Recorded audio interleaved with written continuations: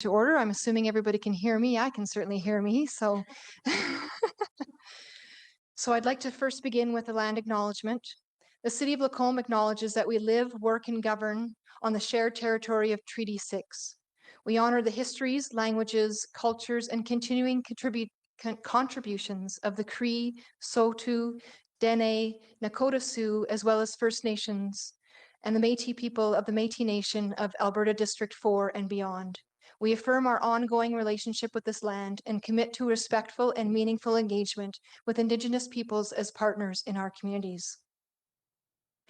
So welcome to everybody here, especially to our new councillors. Exciting day. I also want to welcome friends and family of council in particular. When you have someone in your life that is involved in politics, it is truly a family endeavor because you are sacrificing a lot of time that you have with your loved one so that they are able to serve in this capacity. So a special thank you to you, and we will you have that ongoing thank you for the course of 4 years. It can seem really long sometimes, but in a way it'll also happen in the blink of an eye. So I'm really pleased to see a very full gallery. I would make the joke to council that we typically won't see that unless there's really something hot on the topic, like as far as what's on the agenda. But this is an extra special reason to have such a full gallery because I know you're here to support the councillors that are up here. So that is really special. So what we typically would do then next on our agenda is we have a consent agenda. And just for those of you that don't know what that is, those tend to have items in it that are something that's very basic, like receiving minutes from prior council meetings, or maybe only a first reading of something that takes 3 readings. And it's meant to sort of speed up the process.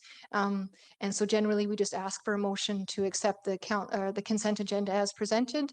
However, just so council understands as well, that at any time you can pull an agenda item out of that consent agenda if you're wanting to, ask questions about it, or you think that it does deserve some discussion or debate.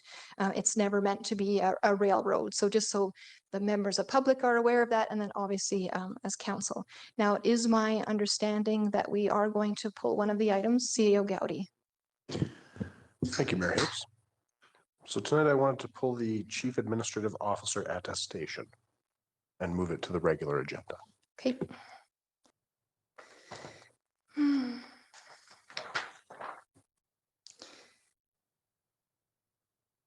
So maybe we'll move that, the attestation. We should probably do that then before the oath of office then. We'll just make it the new 3.1 just because it's relevant to everything else. So, okay. All right, so I would entertain somebody's first motion to accept the consent agenda as amended. Would somebody like to make that motion? I'll make that motion. So that's Councillor Goings has made that motion. Any further pullouts? I can't imagine, but so for those of you that are voting for the first time, something will come up on your screen that you will hit yes or no, but I will call the question.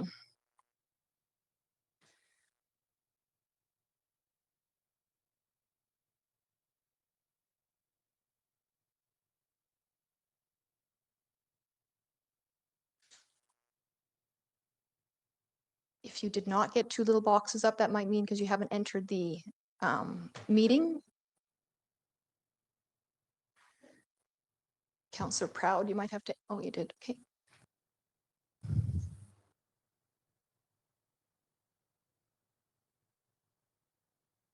There we go.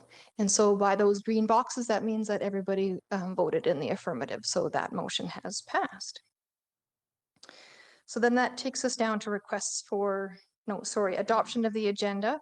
And so we have made a slight adjustment, as in we pulled the one item from the consent agenda to be part of the regular agenda. Are there any additional items that need to be added? Seeing none, then I would entertain a motion to accept the agenda as amended. If you push the button and then it'll. I move to accept the November 3rd, adopt the November 3rd agenda. Okay, that is the motion on the floor. I'm not seeing anybody that's wanting to leap on that, so I will call the question.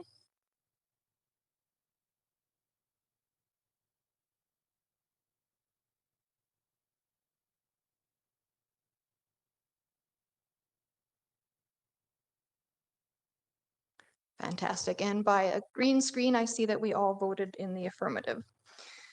So that will then take us to our request for decision. We'll move to that first item that was pulled from the consent agenda. So CAO Gowdy, would you like to speak to the Chief Administrative Officer attestation, please?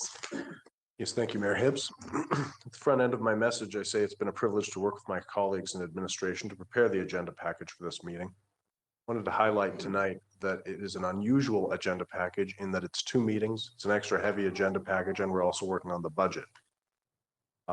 Through a series of events, we had vacancies actually in the legislative coordinator position and the manager of financial services. And so we've been really fortunate to have great acting people in those positions that have been able to step up and deliver what I hope will be a relatively smooth first budget and organizational meeting. So I really wanted to acknowledge Eva and coordinator Post and acting manager Livia in the work that they've done to bring this package together. I do also want to say there is going to be bumps. There will be mistakes tonight. It's the first meeting, so I will be making mistakes. I'm sure some of my staff may stumble on something, and you may even find yourself in that position. So I'll ask for your grace when those mistakes happen. We'll certainly be extending it and supporting each other and making this as smooth as possible. We're here to help however we can, but I did want to say thank you to my 2 staff who have stepped into acting positions temporarily to make this happen. Thank you. Thank you, CAO Gowdy, for pointing that out. And we definitely do appreciate the amount of work that happens behind the scenes, putting these these agendas together. The new councillors saw the length of them. That isn't uncommon. Quite often they're much longer. Each of these memos takes a considerable amount of research and time to prepare. So we do really appreciate that. And it's just made that much harder when you do have acting positions or filling in positions. So appreciate that. All right, without further ado, I think we should get to the oath of office. I know that that's why our gallery is here. I would invite our Lacombe Police Service Chief Doberstein is going to be conducting those oaths for us. So I will hand him the floor then to call up who he's calling up in the order that he's calling up. So I will give you the floor, Chief Doberstein. Thank you for having me. Yes, yeah, thank you.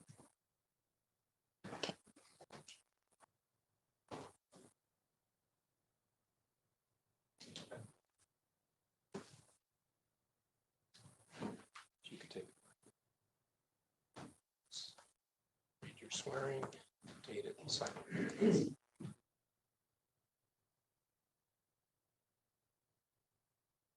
Yeah, sure.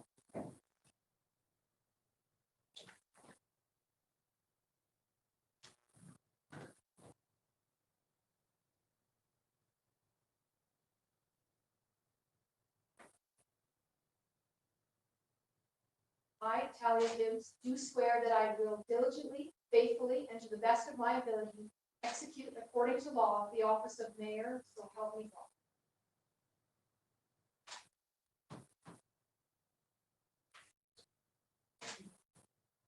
Hold the handshake.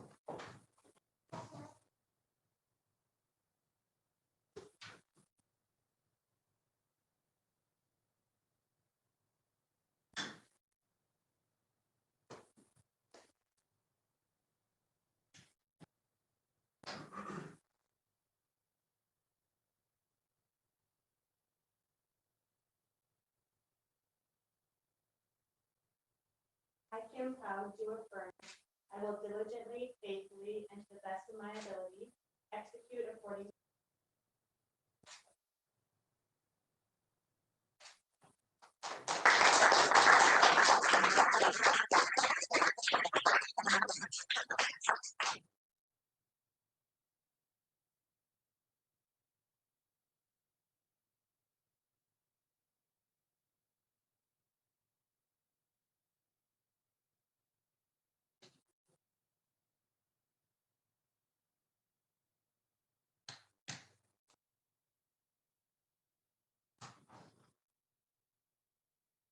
Councilor Dyson.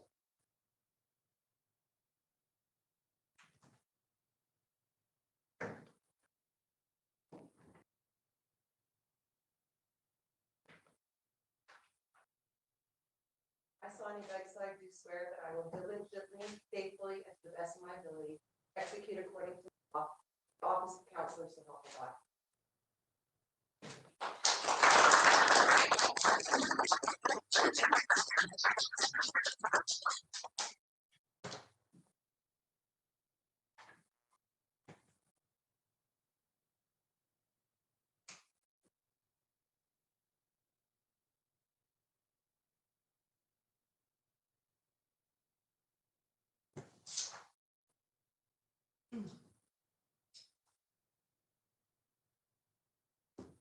Councilor Swain.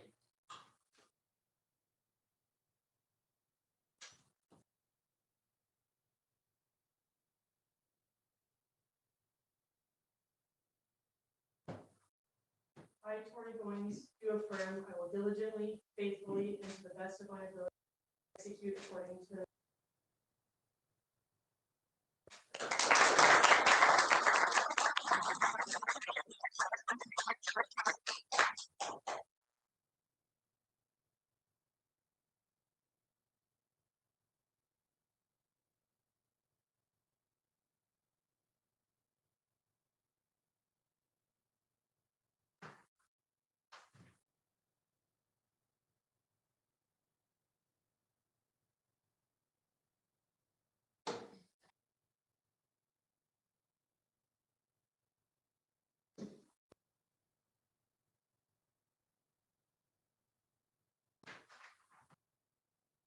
Matt Strand, do swear that I will diligently, faithfully, and to the best of my ability execute the office of counselor.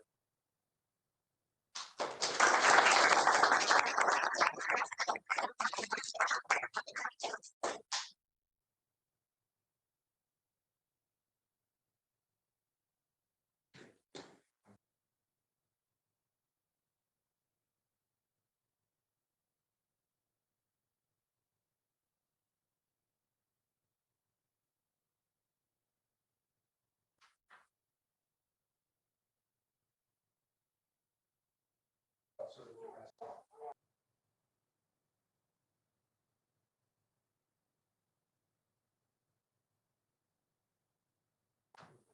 I, Justin DeGrasse, do swear that I will fight for my ability the law of council.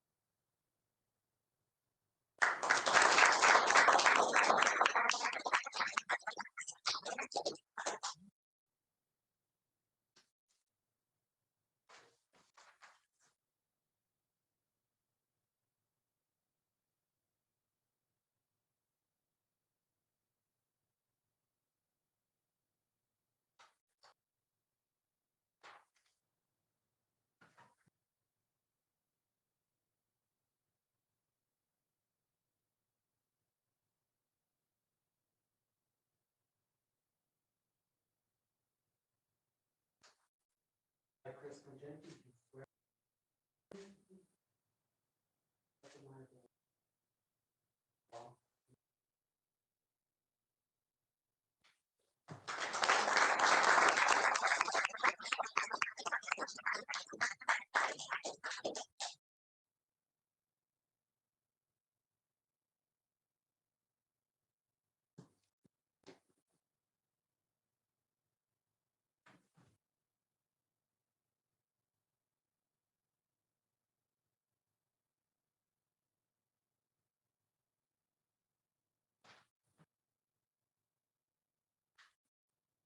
And with that, it's official. Thank you, Chief Doberstein. We really appreciate you taking time out of your day to be with us tonight. That made it extra special. For those of you in the gallery, more than welcome to continue staying and observing. If you do wish to excuse yourself, you're more than welcome to do that. At any time, you can come and go. This is a public meeting. We ask you to obviously to try to be as quiet and as least disruptive as possible, but please feel free to come and go as needed. So then we will move on in our agenda to the next item. The next item is our council meeting dates. CAO Gowdy, could I have you lead this item, please? Thank you, Mayor Hibbs. So this evening, council is asked to endorse the schedule of regular meetings and planned committee of the whole meetings for next year. This schedule mirrors the schedule of 2025 with slight adjustments because of dates. Typically, regular council meetings are held on the second and fourth Monday of each month at starting at 5:30. That's set out in your procedural bylaw. A committee of the whole meeting is a subset of the entire council. In this case, it is still the entire council, but it's intended to be a meeting where there's more free-flowing discussion and no decisions. The only decisions that can be made at a committee of the whole meeting are to go in camera and to open and close the meetings. We only have one standing committee of the whole meeting planned. That is for October, when we receive a budget presentation from both internal and external organizations. We are able to schedule them at your convenience. However, they're typically held on the first Monday of each month. So with that, we'll look forward to supporting your discussion and deliberation, if there is, on the proposed calendar of dates. Thank you, CAO Gowdy. If there are any councillors that are wishing to speak to an item, again, just press that large bar. That'll put you on the queue, and then I'll know, that'll draw my attention to the fact that you're wanting to speak. It'll also light your microphone up as well, but it can be a little, with all the visual noise in here, it can be kind of hard to catch that. Definitely this item is up for discussion. I would just kick off one idea. I see that or everybody should notice that there's the one meeting scheduled in December. I did note, however, that the holiday train is coming through town literally on the 8th. Not a big deal, but we could consider having that single December meeting on the 16th. Now, of course, I realize this is kind of last minute, so I guess I wanted to put it out there. Is that a possibility on administration's point of view? Because again, that's not what was on this list. And then also if there's any consideration one way or the other from my colleagues on council. So does anybody have any anything to add about that?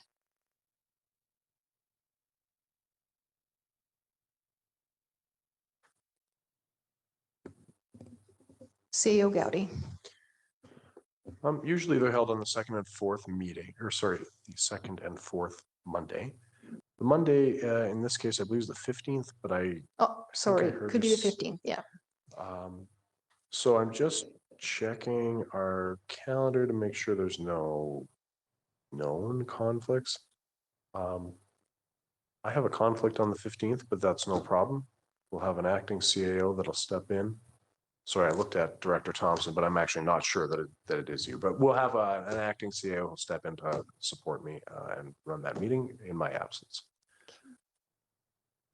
Before we get too carried away with that, I'm not seeing a lot of lights on, but I really do want to encourage members of council, if that puts you in a position where you're now not able to attend and you had planned that you were wanting to be there, because it is going to be a potentially important meeting.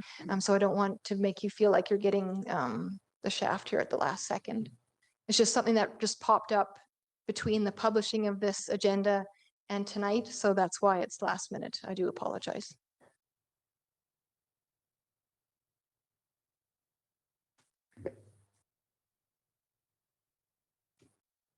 Councillor Span. Sorry, can you confirm the date? Was that the 8th? So in the agenda package, it has our single meeting for December as being the 8th.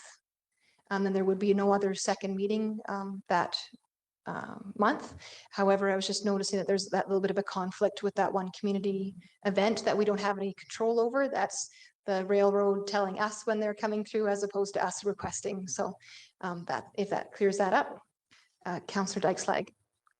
Just looking at my schedule, I will be out of town on that Monday, but doesn't mean it can't proceed without me. I'm just wondering, the train usually, what time is the train coming through?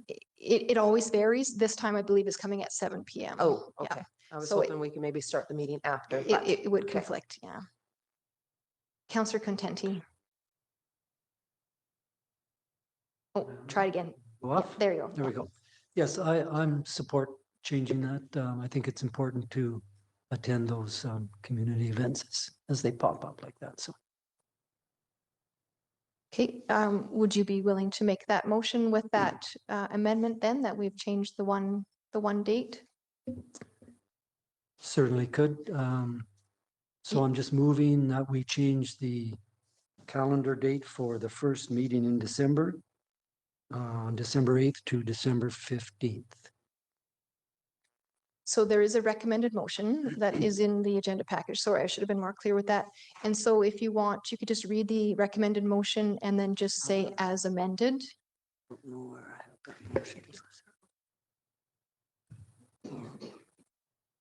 Just one moment. Sorry, we're all learning. It's okay. It's all good. These are just things that I just haven't had a chance to review with you because that's what's going to happen later tonight and we're all good.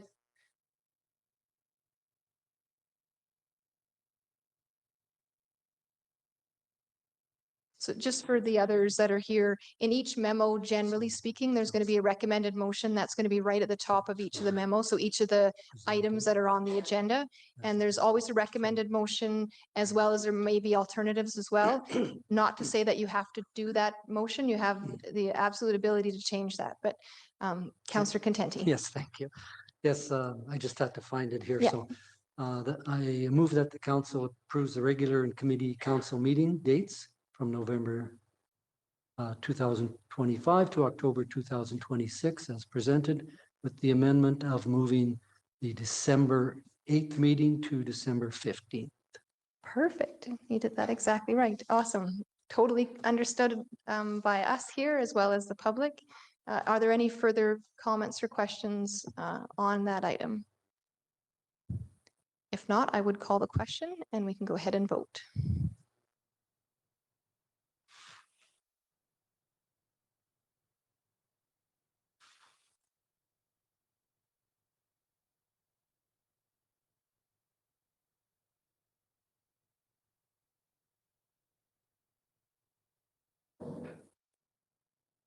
And I see that is all green with the exception of Councillor Dykeslag, which is voted in the negative for understandable reasons. And I appreciate that. Thank you. So that motion has carried. Next item is appointments of councillors to commissions, boards, and committees. Unfortunately, there was a couple of typos within this item, so I'm just going to review them really quick and then I'm going to hand it over to CAO Gowdy. And I had that super handy to just get right into it, but sorry. Oh, the deputy mayor 3.3, which is now 3.4. I appreciate that. No, I appreciate that. So we'll back up. Deputy mayor rotation schedule. Coordinator post, is that what you're going to review? Okay, sure. Thank you, Mayor Hibbs and Council. Tonight, I will be presenting the proposed deputy mayor roster for November 2025 to October 2026. The Municipal Government Act and the City of Lacombe Procedural Bylaw 370 require council to appoint one or more councillors to serve as deputy chief elected official, also known as deputy mayor, to ensure this position is always filled. In the mayor's absence, the deputy mayor assumes the role of chair, is responsible for fulfilling all the duties and responsibilities of the mayor during this time, including council meetings, signing official documents, and representing the city at official functions. The deputy mayor assignment ensures governance continuity, supports transparency and operational efficiency, and allows all councillors the opportunity to serve this role, enhancing their understanding of excuse me, mayoral responsibilities while promoting shared responsibility without long-term commitment on any one individual. Each councillor will be assigned to the deputy mayor role for a 2-month term, rotating in a manner agreed upon by council as per the procedural bylaw. The proposed 2025-2026 deputy mayor roster is included in your agenda package this evening. Thank you for considering this information for your deliberation.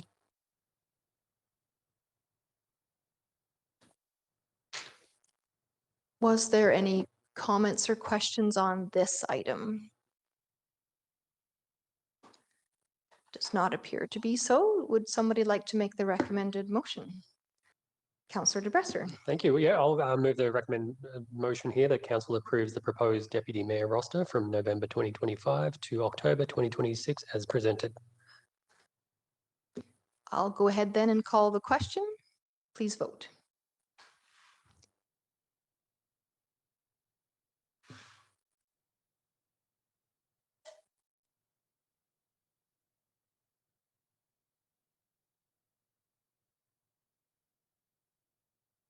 And that is unanimous. Now we'll move to the appointment of councillors, commissions, to the commissions, boards, and committees. And actually, I'll let CAO Gowdy take this item, just with the caveat that there are a couple of errors, unfortunately, that happened in the translation between the intended appointments and then what was actually made into the agenda. So I'll hand that off to CAO Gowdy to go through, please. Thank you, Mayor Hibbs.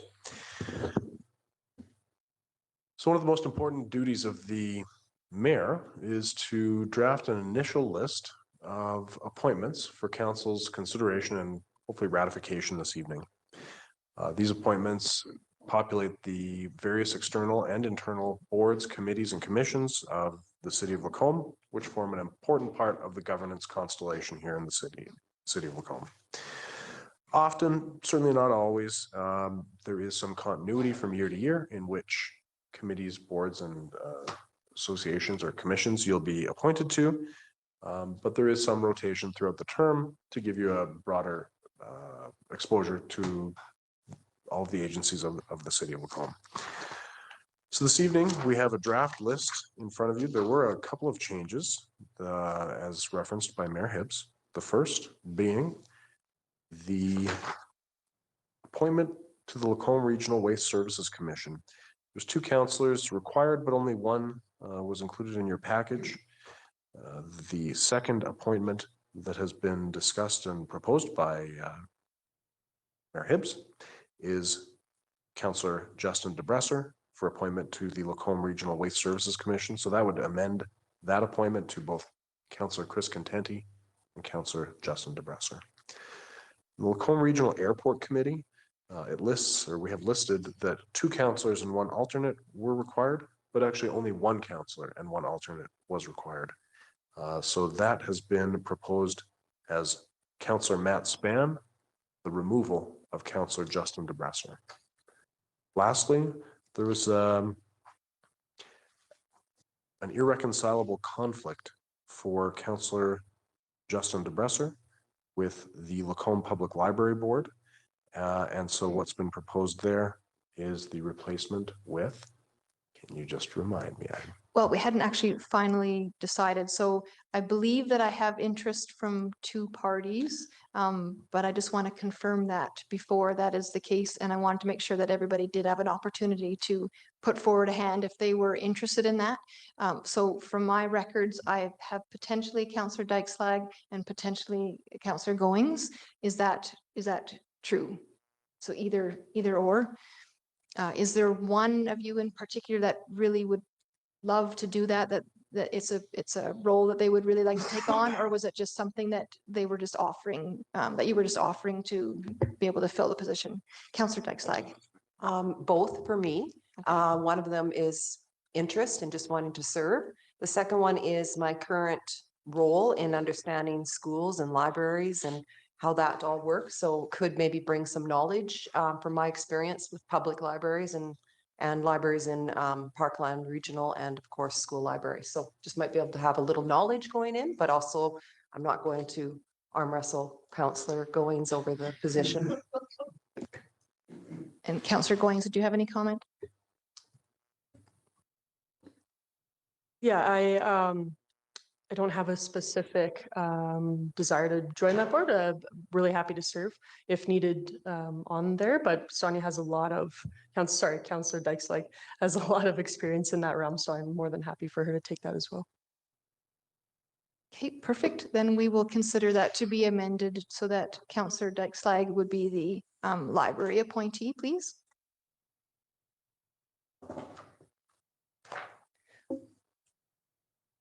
Was there anything further in that memo that you needed to go over, CAO Gowdy? Nope, that was the only amendments that we discussed. Are there any comments or questions from anyone in regards to that item?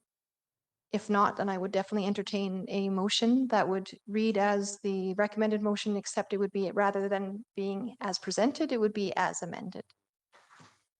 If someone wishes to make their very first.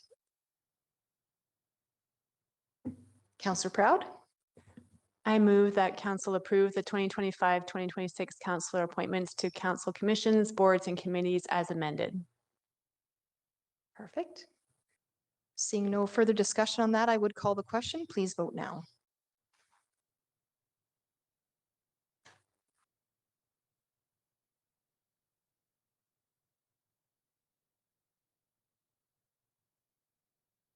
And that is unanimous. Thank you very much.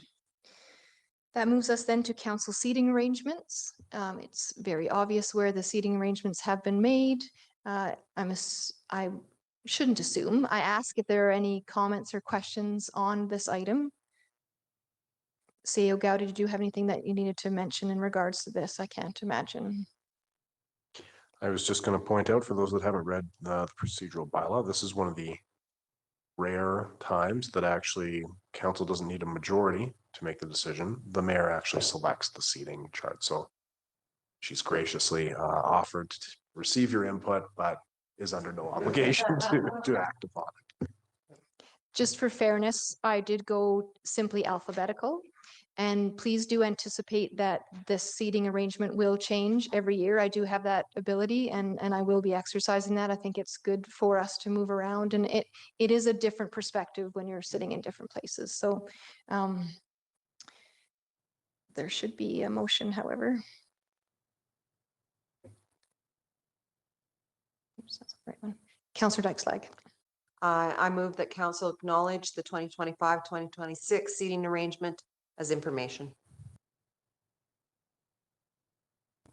And so I'll call the question. Please vote.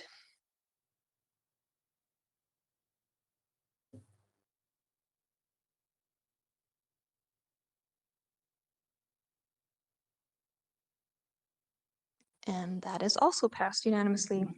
That takes us to the next item then, designated signing officers update.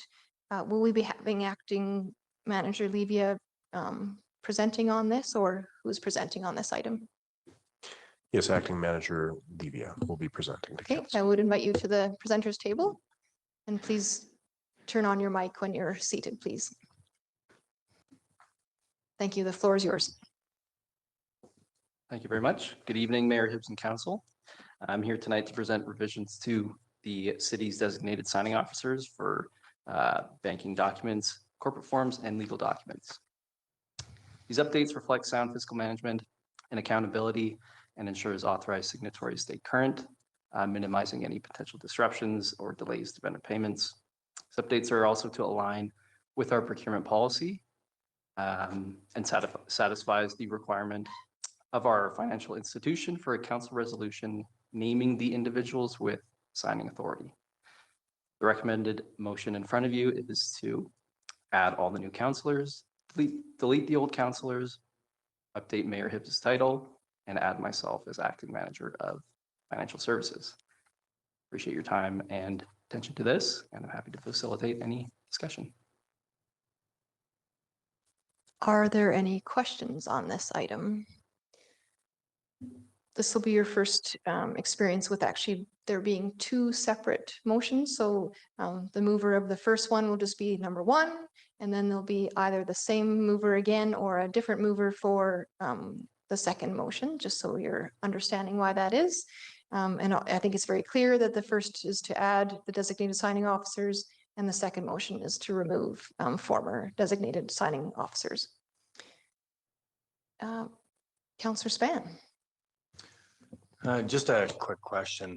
Are there often times where counselors are required to sign on banking documents? Where my question's coming from is, it's not a big issue, but it's just with my work in the financial field, it can be something that I need to disclose in different ways. So just some curiosity there. It's not an issue, a big issue one way or another, but just like some feedback on that. I would say generally the only time you would be running into having to sign on something would be if you're acting as deputy mayor, because typically you would be the mayor that's signing checks and things like that. But there is the potential that you would be called upon to do that in that capacity. As generally just a counselor, that would not be the case, but I could be corrected. I'm open to that from administration, but It's very rare that outside of the deputy mayor role, you would be called upon to sign checks, but certainly during that 2 months, I would say it does come up from time to time. I can work with you more closely after to get any sort of forms required that might help you navigate that. Thank you, CAO Gowdy. do I have anybody that's prepared to make that first motion? Oh, Councillor Contenti. Yes, I move that the council approves the following individuals as designated signing officers for the bank instruments, forms, and legal documents. Talia Hibbs, Mayor; Sonia Dykeslack, Councillor; Tori Goins, Councillor; Chris Contenti, Councillor; Matt Span, Councillor; Justin DeBresser, Councillor; Kim Proud, Councillor; and Michael Olivia, Acting Manager of Financial Services. Thank you. I see no further discussion required on that item. I would call the question. Please vote.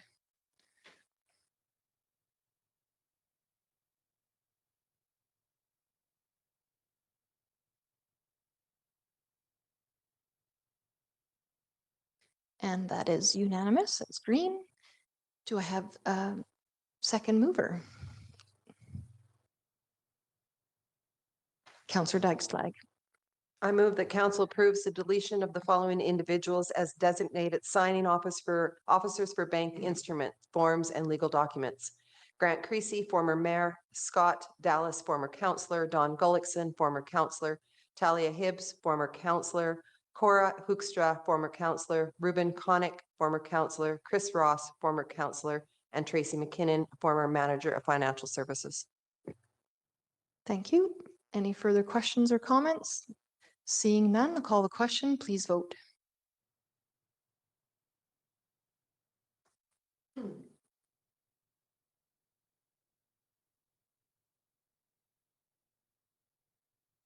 And that is passed unanimously. Thank you very much. So the next items on our agenda are all financial based. We will be having Acting Manager Livia again. Okay. Just to preface these next items, just to reassure members of council as well as any members of public that are coming to view. Tonight is not intended to be passing budgets. This is just a simple presentation of the reports. Council will have ample opportunity to review these in great detail, go through them through the workshops, and then the final drafts will come back to council for approval. So just so we're all on the same page as to what we're about to head into. So I will then cede the floor then to Acting Manager Livia to walk us through these items. So first up would be the 2026 operating budget and 2027-28 financial plan, please. Oh, CAO Gowdy. Thank you, Mayor Hibbs. The budget process, just as by way of preamble, while Manager Livia acquaints himself, the budget process started several months ago when council provided direction in August. Of course, your engagement with the process starts tonight with receipt of these budgets. The intent tonight is not that we debate the budgets or the contents or that you provide direction on specific items within the budgets, but that we get the budgets to you and answer any questions about the processes or the policies that have guided its creation to this point. Following this, we have the budget workshop on November 5th to 7th. November 24th will be when the revised budgets are brought back to council, and December 8th for any final deliberations and revisions, unless you'd like to schedule December 15th now. Thank you. Unless you'd like to schedule a further special meeting for a final review or to pass an interim budget, and that'll be come clear if that's necessary as we go through the budget workshop.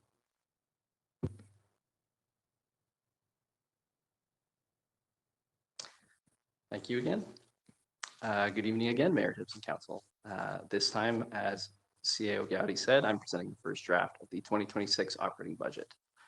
Just before we get into the report, I just want to clarify some language that you'll see being used in the report and from myself. The phrase tax rate increase or tax increase of X%. This refers to the percent increase in municipal tax revenue dollars from last year. For a bit of a frame of reference for you, for 2026, a 1% tax rate increase is equal to about 192,000. So getting into the analysis section, three main points here that I just want to highlight. Administration prepared this draft budget based on the annual budget and taxation preparation policy, which targets a tax rate equal or a tax rate increase equal to the average Alberta CPI increase from July 1st to June 30th, which for this budget was 2.3%. On August 11th, 2025, administration was directed to prepare this operating budget with a wage correction allowance of up to 2.3%. Since then, the city's third-party salary consultant has finalized the compensation survey results and confirmed the required adjustment at 0.7%. This budget includes the 2.3% wage adjustment, and this is made up of that 0.7% plus a 0.6% provisional increase for Lacombe Police contract negotiations and a 1% cost of living adjustment. Finally, the budget also includes a special paving tax equivalent to 1% of total municipal tax revenue. And we're happy to facilitate more discussion on this specific topic in the upcoming budget workshop. Appendix 1 displays a comparison of total budget changes by major expense and revenue categories. Highlights of those changes are brought into this report just below, and I'll go through some of them tonight while staying high level in the analysis, just to respect the budget workshop coming up. Starting with revenue, chart 1 shows a breakdown of the city's revenue sources, and highlights from there include goods and services revenue up by 306,000, primarily due to increased user fees. Grant revenue up by 123,000, mostly due to a new application for the Alberta Community Partnership Grant. Interest and penalties, you can see, is up by 378,000. This is mostly due to an increase in term deposit interest. And then finally, taxation increased by $1 million, mostly due to the 2.3% increase and natural growth of accessible properties within the city. Moving on to expenses, chart 2 shows a breakdown of the city's major expense categories, much like chart 1. So highlights of those changes include personnel up by 626,000 due to that 2.3% increase, plus new positions. Funding to other local organizations is up by 360,000, mostly due to an increase in water purchases for resale and wastewater commission charges. And then finally, transfers to reserves is increased by 835,000, driven by the 10-year plan, capital plan expenditures. And this is still below kind of the optimal targeted 1/10 of the total 10-year plan per year. Moving on to our community groups. These groups made their annual budget presentations at the October 6th Committee of a Whole meeting. Agency requests up to 2.3%, are included in the proposed budget here. Agency requests exceeding 2.3% are not included and are instead summarized in Appendix 3. Moving on to unfunded priorities and policies that aren't included in the budget. This is in Table 1 in the report. These items include a combination of those agency requests over 2.3%, council's endorsements expressed throughout 2025, and an emerging item in the Regional Market Study and Workforce Strategy Project, which is in collaboration with other regional municipalities that administration identified during the budget process. So this table here shows 310,000 of expenses that have been excluded from the draft budget at this time. It's worth noting, to fund any of these expenses, council has the option to reduce reserve transfers, reduce cost of living adjustment in the wages, reduce the provision for new staff, or other expenses within the operating budget. You can also increase non-tax revenue or increase the tax rate. And again, we're happy to explore each of these options further with council in the upcoming budget workshop. Quick section on borrowing. The city's borrowing is reconciled once per year using year-end confirmation reports from the province. As of the end of last year, total outstanding debt for the city was 21.5 million, which is about 33% of the legislated debt limit. No new debt has been taken out for 2025, and the 2026 operating budget also does not have any new debt. Finally, I just want to highlight Appendix 4 in the report, which summarizes the 3-year financial plan for 2026 to 2028. Zooming out, now talking about next steps within the budget process. As CAO Gowdy mentioned, the council budget workshop is scheduled later for this week, November 5th to 7th, where each department budget changes will be presented in detail. And then November 24th is the next time these budgets will be presented to council with any of the revisions from the workshop. So thank you again for your time and attention, and I'm happy to support any discussions between yourselves. Do we have anybody with questions on that item?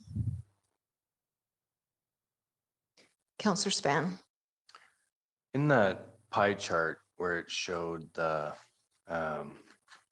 revenue coming in, it showed, I believe it was 20 million from taxation. That's the budget for 2026 or 2020. That's the amount that came in for 2025 or 2026. Because for 2025, we had budgeted, I believe it was 24 million or 25 million coming in from taxation. And I'm just curious what the discrepancy is.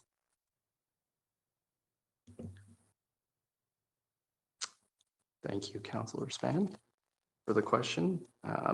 So in that pie chart there, 20.4 is the budgeted 2026 taxation revenue. CAO Gowdy. Thank you, Mayor Hibbs. Through to Councillor Span, I believe your question was around why it's not 24 million. Yes. Correct. The key is this exclusion of the education tax. So the municipality collects through its requisition, about 20%, 20 to 25% of what it collects is actually essentially a flow through collection on behalf of the province to pass through to education. And so because that's just a flow through that really isn't a municipal responsibility directly, it's excluded from that number, which should account for the 4 million discrepancy that you had highlighted. Thank you, CAO Gowdy. Any further questions? Councillor De Bresser. Excellent. I just want to first off send some appreciation to finance staff. I know the amount of work that goes into these binders. I just want to say thank you to the finance staff, and getting them to us before the weekend was really exciting for me. Maybe not so much everyone else. A couple of things, and I don't need answers here tonight, but definitely bring back some answers to the budget workshop. First off, I was missing the expected tax increase for 2027, 2028. It looks like we're compounding a little bit of debt into those years. Under the financial reserve policy, are you able to estimate the outstanding ending balances for 25 onwards with the reserve transfers and expected interest allocations as per the policy? The debt scheduling, are you able to give us the debt scheduling and when the loans mature over the next, maybe 5 to 10 years? And this one might be a little bit tougher. The expected interest from 2026 onwards on the long-term investments and short-term investments. I see the budget has been prepared up to $350,000 of new interest revenue coming onto the book. So just want to be fiscally responsible to make sure that bonds aren't going to be dropping over the next couple of years and we'll be left holding a bag for maybe a future council. So definitely don't need answers tonight, but if we can have that information before the budget workshops. Thank you. Councillor Span, did you have something further? No. Okay. Any other questions?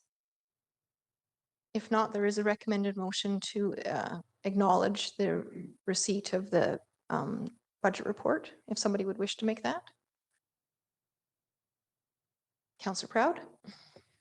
I move that council acknowledge the proposed 2026 operating budget report. Thank you. I'll call the question. Please vote.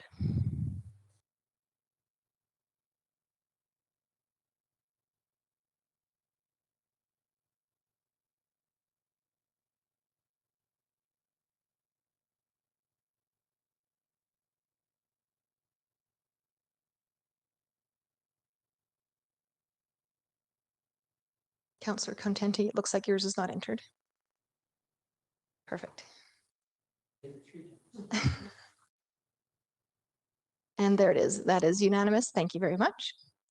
That'll take us to the next item there then, proposed 2026 capital budget.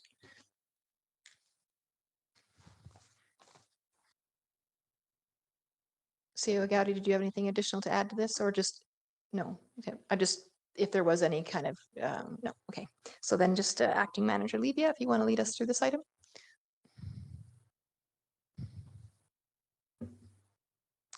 Thank you, Mayor Hibbs and Council. This time I'm here to present for your consideration the first draft of the proposed 2026 capital budget. This year's draft capital budget includes 26 projects, all of which are listed in the report and in Appendix 1. Totals for each division are summarized in the table on page 2, with the largest projects being an additional $3 million for the new fire hall and $3.7 million for the 2026 Capital Works program. The total expenditure is estimated at $13.3 million and will be funded by a combination of $3 million from grants, $5.7 million from reserve withdrawals, $1.6 million from other sources, mainly Lacombe County, and $3.1 million from debentures. And again, zooming out here, next steps for this capital budget is council will be reviewing each project in detail in the upcoming budget workshop from November 5th to 7th. Again, happy to facilitate any council discussions at this point. Does anyone have any questions on this item? If not, then if someone wishes to make the motion to accept the report as presented. Councillor De Bresser. Okay, then I move that council acknowledges the proposed 2026 capital budget report as presented. Thank you. I don't see any further questions. I would call the question. Please vote.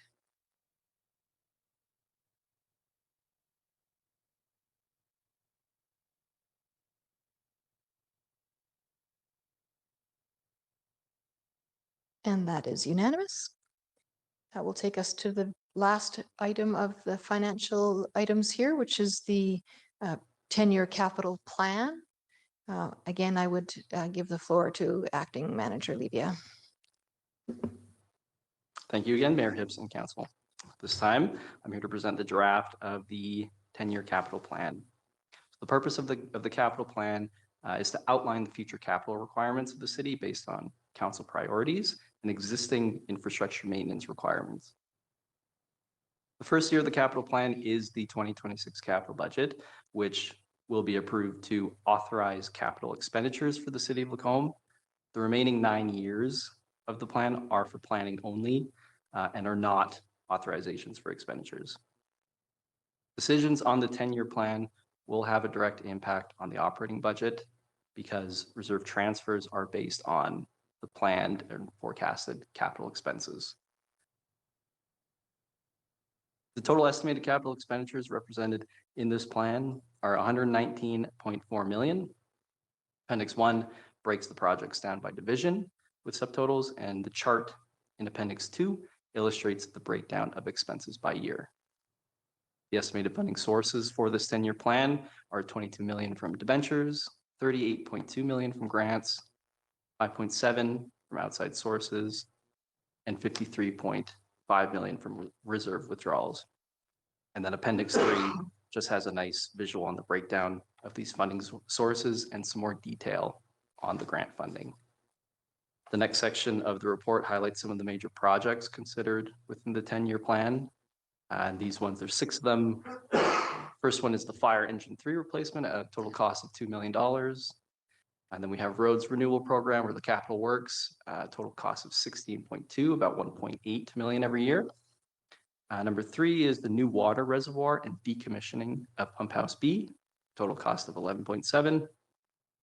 We have Seniors Lodge contribution for 2 million, Regional Recreation Center contribution for 10 million, and then finally a City Hall replacement. There's currently 12.5 million in the plan. Just quickly on debt. So debt financing is a major source of the capital funding for the city. With any tax supported borrowing, there will be an increase in the tax rate for the year it's borrowed in. And so Appendix 4 just shows the tax increase for each of the year of projected borrowing. Appendix 5 shows the 10-year debt servicing projection broken down by tax supported, utility supported, and offsite supported financing. And then finally, the last section of the report lists administration's key assumptions in the preparation of this 10-year plan. Next steps for this budget, or this plan rather, is it will be reviewed in detail in the upcoming budget workshop this week. Thank you again for your attention and happy to help with any discussion.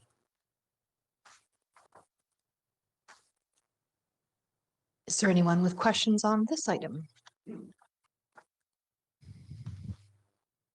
CEO Gowdy. Through Mayor Hibbs to Manager Levia, just in respect of Councillor DeBresser's previous question, Appendix 4 highlights the impact of new debt on the tax rate, and there is a 10-year debt servicing projection. I'm assuming Appendix 5 is the 10-year debt servicing projection. That includes the retirements. That's the net impact of debt servicing costs, including both the new debt associated with new projects and retirement of old debt. Is that accurate? Through Mayor Hibbs to CEO Gowdy, that is accurate. This Appendix 5, it is the net debt. So after any retirement of old debt plus the addition of new debt. Can I just clarify your question, Councillor DeBresser? You would be looking for a schedule of retirements with projects associated with the debt that's retiring. Is that correct? That's correct. Okay, thank you.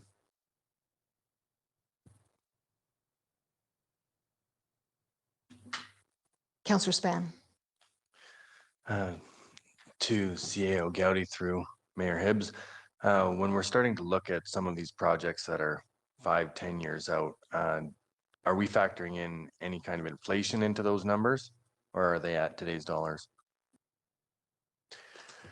They're at today's dollars. The only capital plan that has inflation factored into it is the equipment and fleet replacement program. Other major projects are at today's dollars. Inflation is not considered in them.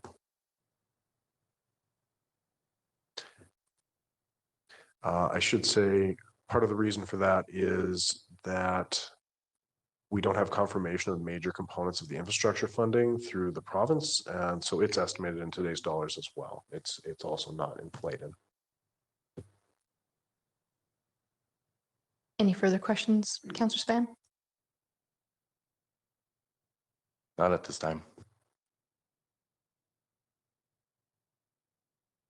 Is anybody prepared to make that motion to accept the receipt of the proposed report? Councillor Proud, I move that council acknowledge receipt of the proposed 10-year capital plan 2026 to 2035 report. I'll call the question. Please vote.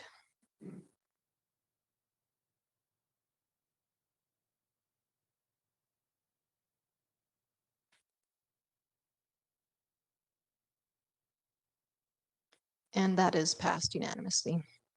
So thank you. Just again for clarification, especially for the public, that does not mean any of those have been accepted and that's what we're happening. That is what's happening next year. This is just simply receipt of the reports and that they will be looked at in greater detail. Budgets will be passed at a later time.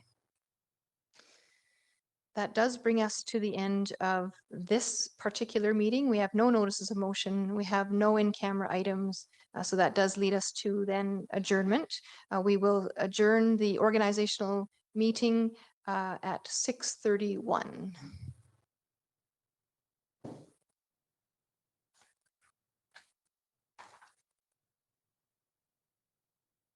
So we do have another meeting scheduled for tonight. However, in between the two, I would like to just take a quick little break, if that is okay with everybody. So we'll just take we'll return back at 6:40, if that's okay. So it's about 8 minutes. That won't put us too far behind. 2 meetings is a lot for one night, but I also want to give you the opportunity to have a moment. So thank you.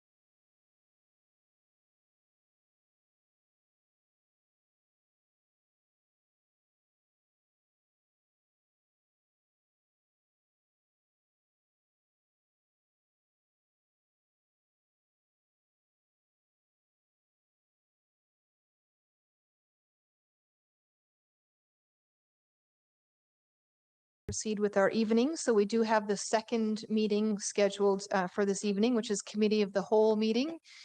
This meeting is to receive a lot of information, but no or very few motions will be passed. I will call us to order. It is 6:42.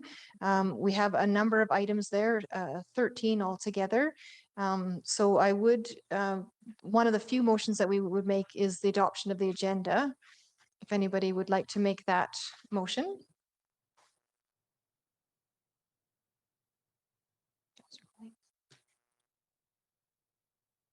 There won't be a, no, it just accept the agenda as presented. Councillor Goings? I move that we accept the agenda as presented. No further discussion on that. Please vote.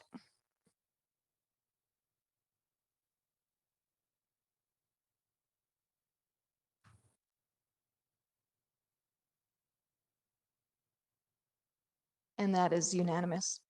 Right, well, that will get us right then into our council orientation. I would invite CAO Gowdy then to lead us through the items.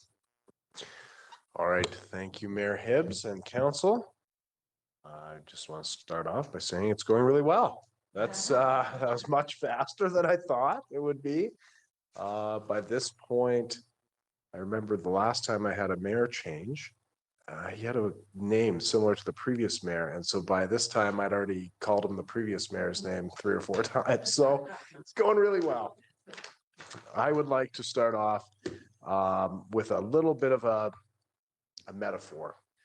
This is sometimes how I like to think about our respective roles in the municipality, is by looking at the municipality as a ship. And I like that because it's a shared goal. We're working together. And it brings an important point about the transition that you're experiencing right now. A lot of councillors may come into it thinking that they are getting on a ship that's at port, that you are going to be resupplying, you're going to be reloading things and kind of setting the new voyage, but that's not the case. And you're finding that already tonight, I'm sure, that it is a ship at sea. We are in voyage, and there's weather, there is momentum. You already have a course towards shared community goals that has been passed down to you from the previous council. You help adjust the course, but it's not something where you can rebuild the ship or just turn back around to port mid-journey. Council, you're the owners and the navigators of the ship. And so your important role is to be up in the crow's nest, looking out for opportunities, risks, watching the horizon for what other ships are doing and what you're seeing out there as we sail towards these shared destinations. You decide where we're going and why we're going there. Every decision you make here at the council table is supported by significant effort and expenditure by the organization. So there are, depending on the time of year, about 150 up to 250 people that are employed by the city at some level. So for every hour that you're in here making the decisions, and they are important decisions, there are literally thousands of hours being expended by other staff within the organization that are going to carry out your direction and make sure that the ship is in ship shape and headed towards the destination that you've selected. Administration led by the CAO, myself, are the captain and the crew. So we handle how to get there, steering, rowing, setting the sails, keeping the ship seaworthy. And I think the important distinction there is that if one of us decides to cross paths and attempt to get outside of their role, there is a lot of confusion that happens, and the important duties that we each carry are not getting done. So if council is coming down from the crow's nest to say, well, start lifting the sail this way or row harder, nobody's watching out for those really important destination level things. And similarly, if administratively we get involved in trying to scan the horizon and set a new direction because we think we know better, then the ship's going to flounder and we're not going to get where we need to go. When council stays in the crow's nest, the organization benefits from your clear vision direction and communication with other parties. When council comes down to the deck to give operational orders, it creates confusion and leaves no one watching the horizon. Good governance means council keeps your eyes on the big picture while we focus on the day-to-day and our hands on the tiller of the ship. So that brings me to my first point on the agenda tonight, which is working well together. I should say for this orientation binder, although we are moving faster than I expected, we still don't have enough time to dive into each one of these items. And so I'm going to be giving a high-level overview, acknowledging that many of these items will be your work over the next 4 years. They're going to be things you're immersed in, and you're going to be much more familiar and comfortable with them as we move ahead. If there is something where you'd like to ask a question or get a little more involved, just put on your light, and I'm sure Mayor Hibbs is going to call on you and let me know that there's a question. The first item is called What Every Councillor Needs to Know. This is an item put together by Alberta, the government of Alberta, and it is kind of like the technical side of what every councillor ought to know in terms of being an effective councillor from a governance perspective. It is a little bit dry, but it's covers all the important legislation. The next one I think is a better document called Working Well to, I shouldn't say better. It's a more reader-friendly document called Working Well Together.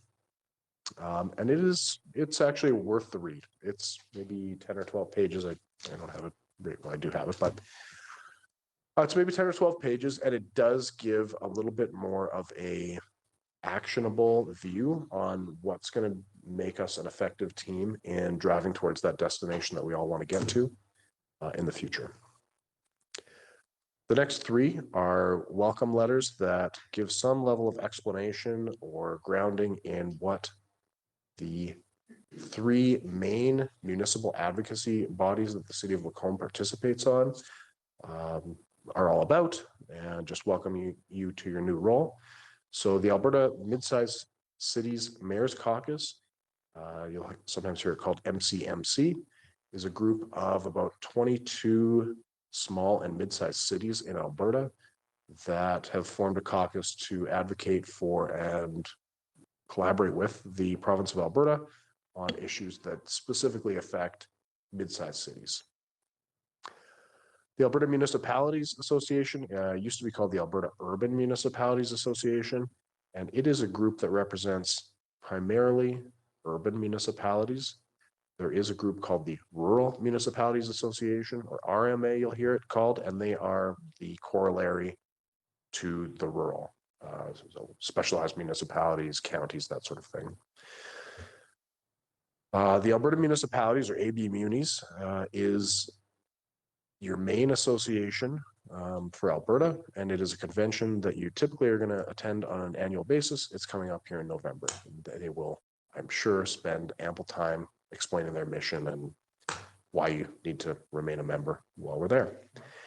The Federation of Canadian Municipalities is the analogous group, but for the entire country of Canada. I believe they represent somewhere in the range of 92 to 97% of the population of Canada. So almost every municipality in Canada is a part of that, both rural and urban. And that is also an annual convention that occurs throughout the country. This coming convention is actually in Calgary. And so I would encourage you to attend as well. This is going to be the most accessible that it would be throughout the entire term. Is there any question about the Working Well Together section that I've just highlighted? Councillor Span. Do they have a date for the federal municipality convention? Yes, they do. And Coordinator Post is going to send it out tomorrow. What that date is. It's always typically either the end of May or beginning of June. Any other questions? Councillor Span, you can take your button back off again. Okay, CAO Gowdy. Right, I'm going to move into governance. So the City of Lacombe has a governance document framework policy. This is something that actually Coordinator Thank you. Robbins Deutsch has helped me over the last 8 years, I guess, come to. We started out on a journey that we didn't think would be too long, about 8 years ago, when we said, let's get rid of the extraneous policies that have and bylaws that have accreted over time here at the city of Macomb. And that led us to realize there was like literally thousands, and we had to repeal thousands of bylaws and policies. So when we did that, we said, well, let's not repeat the same mistake that we're suffering from. Let's create a framework policy that really clearly defines what makes a bylaw, what makes a policy, and so on. And so that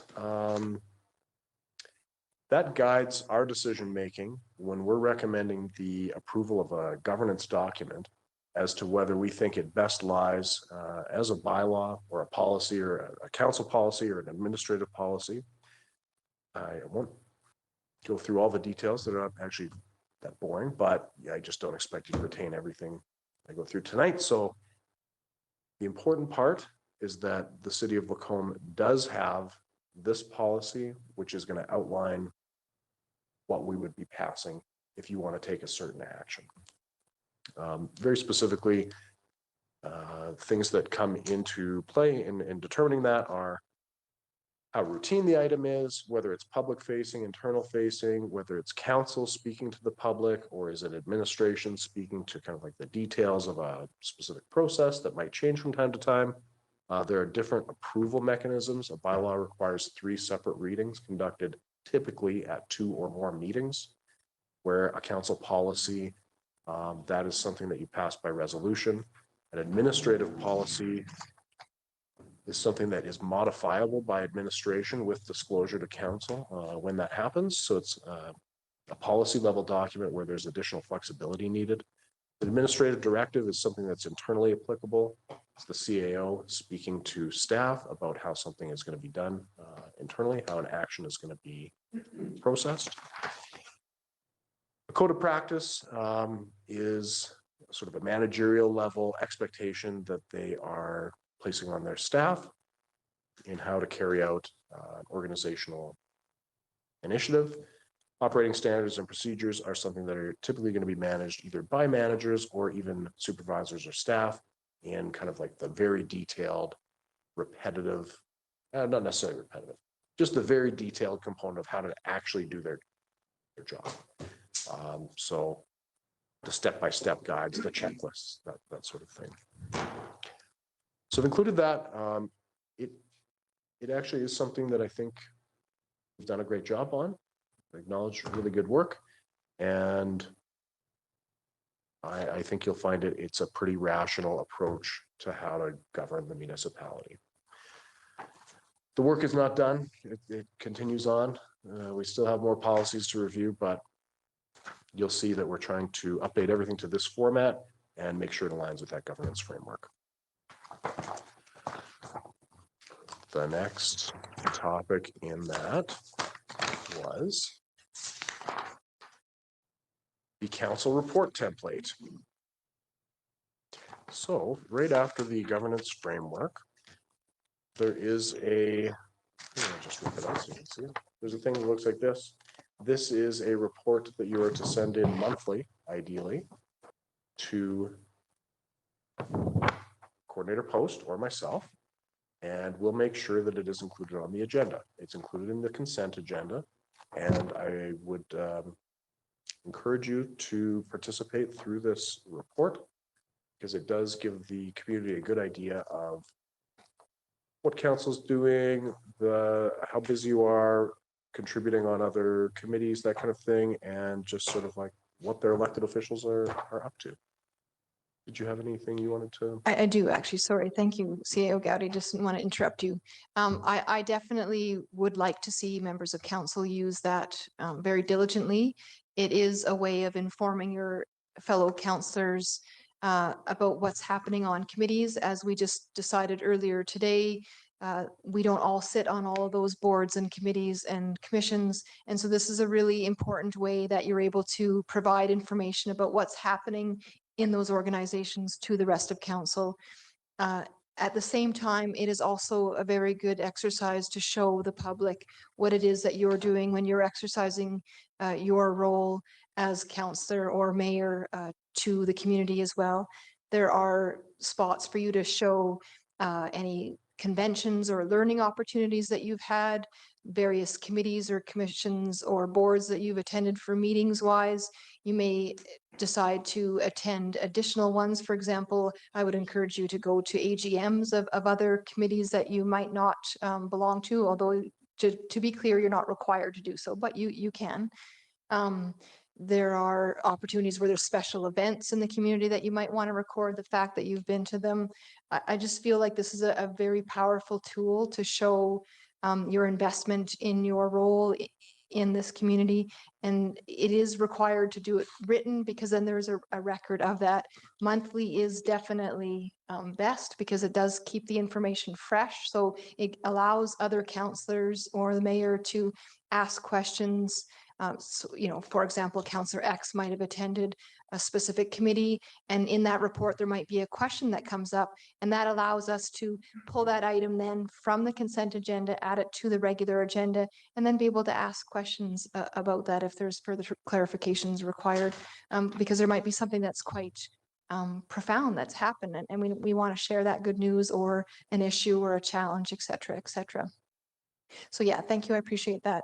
That is something that I do feel very strongly about. I do think that's an example of accountability and transparency to both the public as well as to our fellow colleagues on council. So thank you. Sorry, Councillor Dykeslag.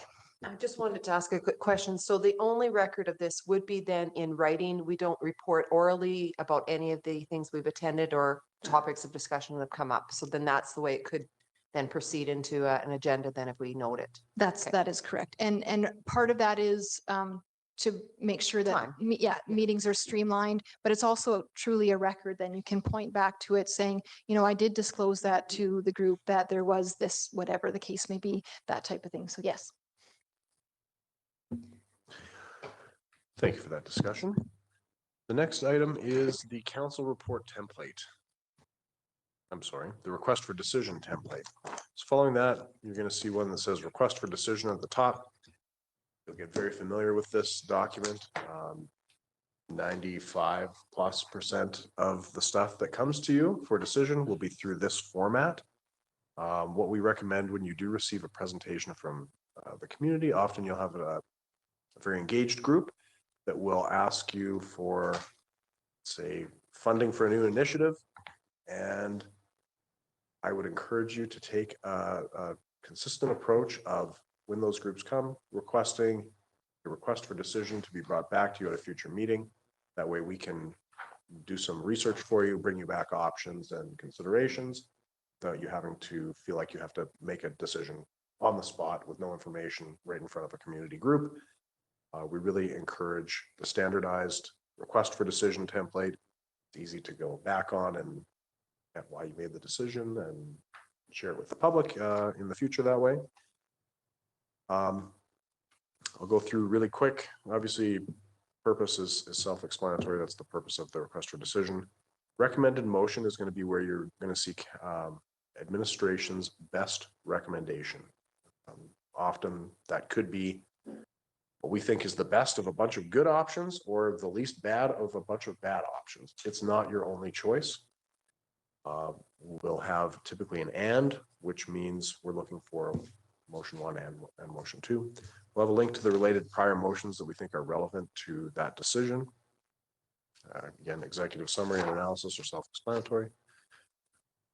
The strategic plan alignment, obviously that will be updated once you pass your strategic plan, which will be starting early in the new year. But essentially we show where there's alignment or maybe where you're working at cross purposes to some of your strategic goals. Public engagement strategy. Here we ascribe to a method called the International Association of Public Participation. They've defined different levels of public engagement from inform, consult, involve, collaborate, and empower. Highlights are there. We'll be highlighting in that section what we're proposing for public engagement on that specific item. Again, that's just our proposal. it certainly does not limit you to what we propose in that section. Potential motions, there we're going to try and list as many realistically viable options as we can for the item before you. And we'll always have this last alternative, the council direct administration on how to proceed, acknowledging that ultimately you can make within the bounds of legality, of course, whatever decision you'd like beyond what we've proposed, or even if there's some alternative that we hadn't thought of, that's your prerogative. Attachments, again, fairly self-explanatory. That's going to be where you'll see appendices, appendices, I'm sorry, and supporting material, sometimes material produced by a third party or sort of reference background stuff. Any questions about the request for decision template? Moving on. We have a process here that is fairly well defined for requests for information. The Municipal Government Act has a specific requirement, and actually this is a great time for me to highlight this again. It has section 153 is the duties of councillors. These are the defined legal obligations of council members, including the chief elected official or in this case. To consider the welfare and interests of the municipality as a whole, and to bring to council's attention anything that would promote the welfare or interests of the municipality. So that's kind of like a fairly big grab bag. To participate generally in developing and evaluating the policies and programs of the municipality. To participate in council meetings and council committee meetings and meetings of other bodies to which they're appointed by the council. This is the key one that is to highlight, section D. To obtain information about the operation or administration of the municipality. This is mine, from the chief administrative officer. I may go to other staff to find that information out. I almost always will, but please send it directly to me so that I can route it to the correct person. Sometimes things get prioritized strangely, or they don't make it to the right person, and so you will get slower and less accurate information. Again, I'm not suggesting that I'm actually going to write every single thing. Often I will delegate to my supporting staff, but please send such requests to me because there is an obligation under section 153(1) that when I receive a request for information and I share that information about the operation of a municipality, it must be shared with all other councillors. So time to time, it will likely come up that you'll have an issue that you want, well, I just want to have this information. That is not something that I'm legally able to do. If you're requesting information about the operation of the municipality from me or any member of administration, it is our legal obligation to share that. We're actually putting in legislation about within 72 hours, but that it be shared with all members of council. The way that we do that here is through this request for information process. I will just finish off the duties of the councillor. To keep in confidence matters discussed in private at a council or committee meeting until discussed at a meeting held in public. So you will be privy to information here that is sensitive, could be of a personal nature, personnel nature. It could be of a financial nature. And if it is discussed in camera, it is your legal obligation that that remains confidential information. And to perform any other duty or function imposed on councillors by this or any enactment by the council. Again, just kind of a catch-all. So request for information is when we get an information from, actually, we run kind of the same process, whether we get a request for information from a member of the public as from city council. Obviously, the amount of effort that goes in can change depending on who's asking and how the topic is. But it is handled the same. And even there are times when, because it is such a well-defined process, I may even initiate as the CAO a request for information because it engages the whole organization in a way that ensures accuracy in the response. So the reason that we do it this way is then it is documented consistently and it's shared publicly. There are obviously exclusions when the nature of the information requested is, again, one of those protected reasons. We will either not post it publicly, or may even mark it as confidential for council only. Ensures that it's assigned to the appropriate staff or department. Often, if you get a quick answer from one area of the municipality, it is a complex organization that is delivering many different services, and often multiple departments are associated with the delivery of a single service. So, well, your question may seem simple on the face of it, depending on the systems that manage that service in the back. There may be the need to check with 2 or 3 different managers to ensure the information we're giving you is accurate. It's tracked for accountability. They're publicly, I think I mentioned that, they're publicly disclosed on our website. So we have a source of information.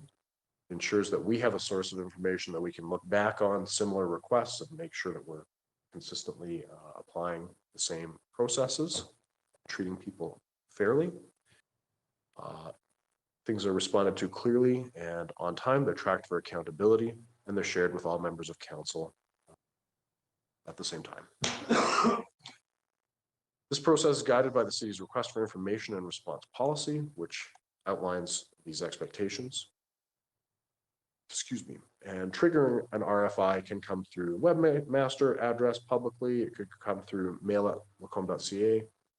Could come through an email to me or submission of a web form. You will, again, these are distributed by email, so you'll get used to seeing these emails come out, and it'll say, you know, this request for information has been responded to, see attached for the response. Is there any questions about that request for information process at this time? I just want to make a comment on this one because you will run into this where somebody from the public will email you in particular, potentially, or the group of us. And generally, if it's appropriate, it's probably best to then forward that to CEO Gowdy, you know, to be addressed rather than us try to do that. The other thing too is I just want to point out that whether it comes from a member of council or whether it comes from a citizen, one is not prioritized over the other. It will come and it will be addressed in order. And at certain times a year in particular, there may be an excessive amount of, I don't know, let's just say roads ones. And so because of that, because it's really heavy on one department, it will also draw the length out in time that it's not maybe even. So I just want to just factor those in. I always try to encourage residents to submit their RFIs directly because that means that they'll get an official direct response. And if for some reason they're not happy with that response, then they can follow up with admin, or at that point, they're also able to bring that to our attention. Maybe a change in bylaw is required, for example. And so that would be something that that resident could then approach council about, and we could decide where we're going with that going forward. But I do really encourage you to, if you get something, to forward that, like let the person know that that's what you would like to do. And if they're okay with that, and then to do that, to forward it to administration for a formal answer, or to encourage them to be able to access that directly through the portal or the other means that they can get that question to administration. It's really about empowering residents to feel like they're getting their questions answered directly and potentially being able to influence, but through the channels, the appropriate channels. Yeah, thank you for that, Mayor Hibbs. Something that I often find comes up is a member of public will contact you as a city councillor and say, I'm having trouble with my neighbor parking in front of my driveway, as an example. And so there's a tendency to want to help that person out. And so you might forward that on. You say, okay, well, just send that to me and I'll make sure it gets to the city. And while that's well-intentioned, in the long run, it trains people to go through you for relatively minor things. And so you will increasingly become that point of contact for things that you're not sufficiently resourced to handle all the complaints about parking, for example. That is something that we need to do here at administration, and you don't have time to handle those. So you really want to do exactly as Mayor Hibbs has pointed out. Have them say, well, you know, we actually have a form for that. If you use it, obviously, if you don't hear back in a reasonable time, then let me know. But otherwise, will find that we are generally, see there's, get dropped from time to time. We're not perfect, but generally we're very good about following up and making sure that person's issue is resolved within what we're able to do. If there's nothing else, I will move to the Chief Administrative Officer. This is a bylaw that's actually required by, one of the few that is a required bylaw of municipal affairs. And it establishes the position of Chief Administrative Officer. It's a fairly lengthy bylaw. I'm not going to, a lot of it is fairly routine stuff, so I'm not going to go through it in general, but I would like to highlight a few things, particularly things that I think aren't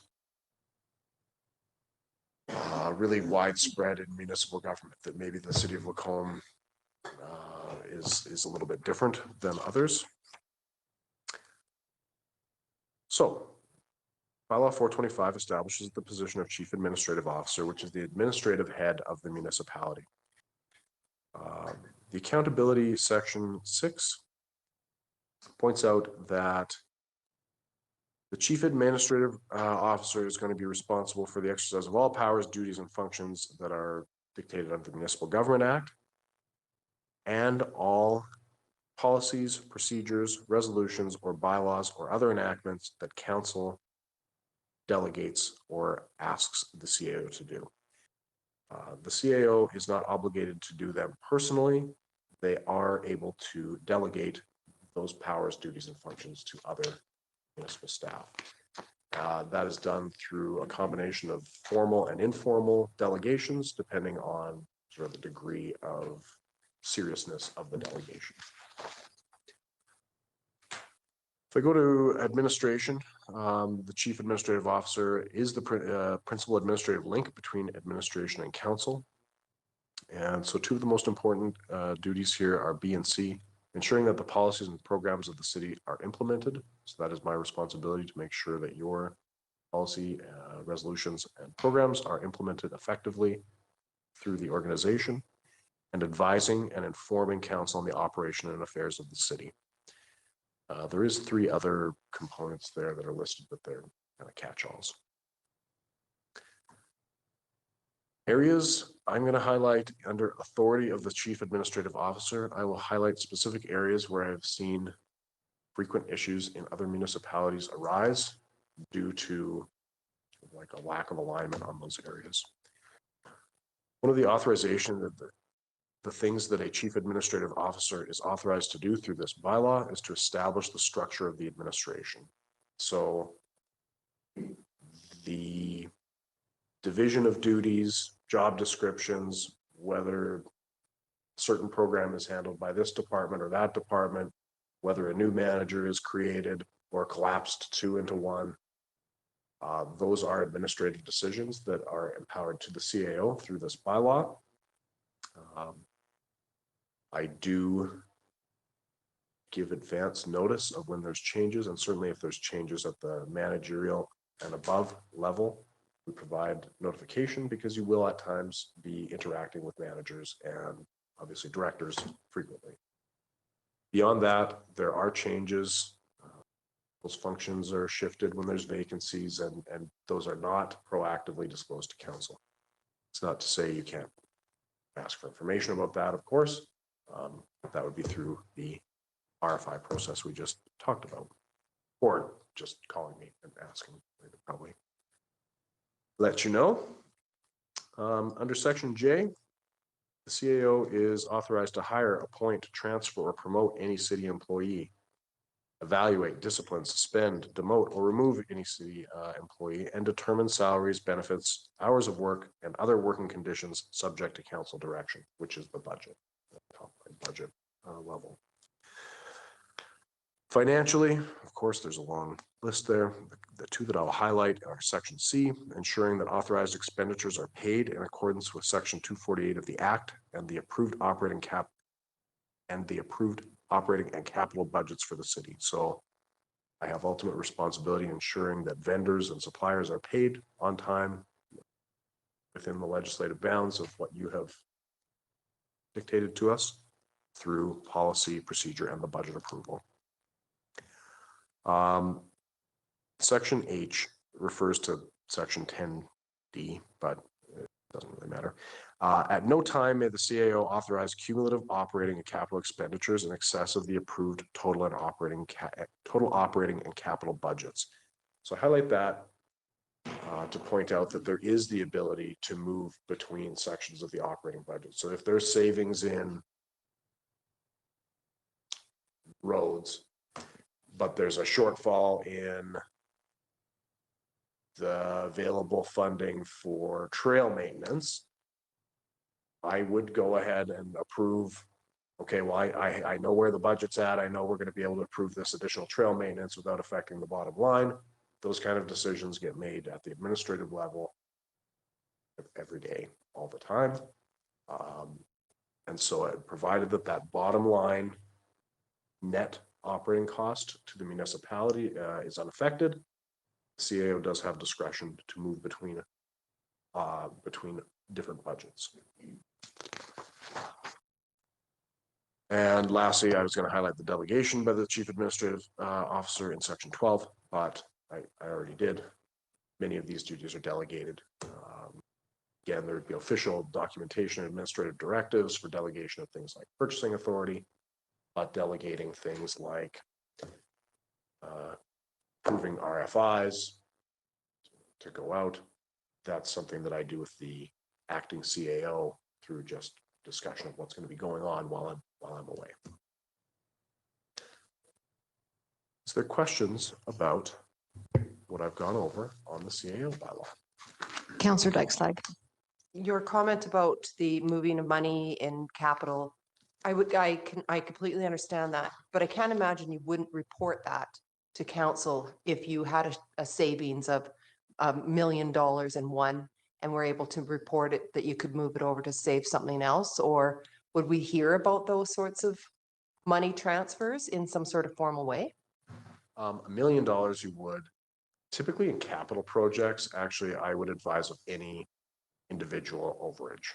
Yeah. In the operating budget, no, I wouldn't come and say I've moved from pothole filling to trail maintenance, but certainly a change in a capital project, either in scope or in cost, you know, if it was like a few $1,000s, no, I'm not going to come back, but a significant cost that would change, that might have changed your decision making on that capital item, for sure I would bring back ahead of approving an overage like that. Oh, Councillor DeBresser. Thank you, Mayor Hibbs. So my question is, the coding of those expenses, are they going to be coded to the correct department? Say the pothole filling needed extra budget, are they getting coded there so we'll see it in the financials? Yeah, great question. Absolutely. And so I guess to your question earlier, it is disclosed. It's in those year-end or the quarterly statements, though, where you're correct. I would not code the trail maintenance stuff to potholes so it all looked good. I would run over on trail maintenance so that when we're budgeting next year, you know, oh, there wasn't enough for trail maintenance.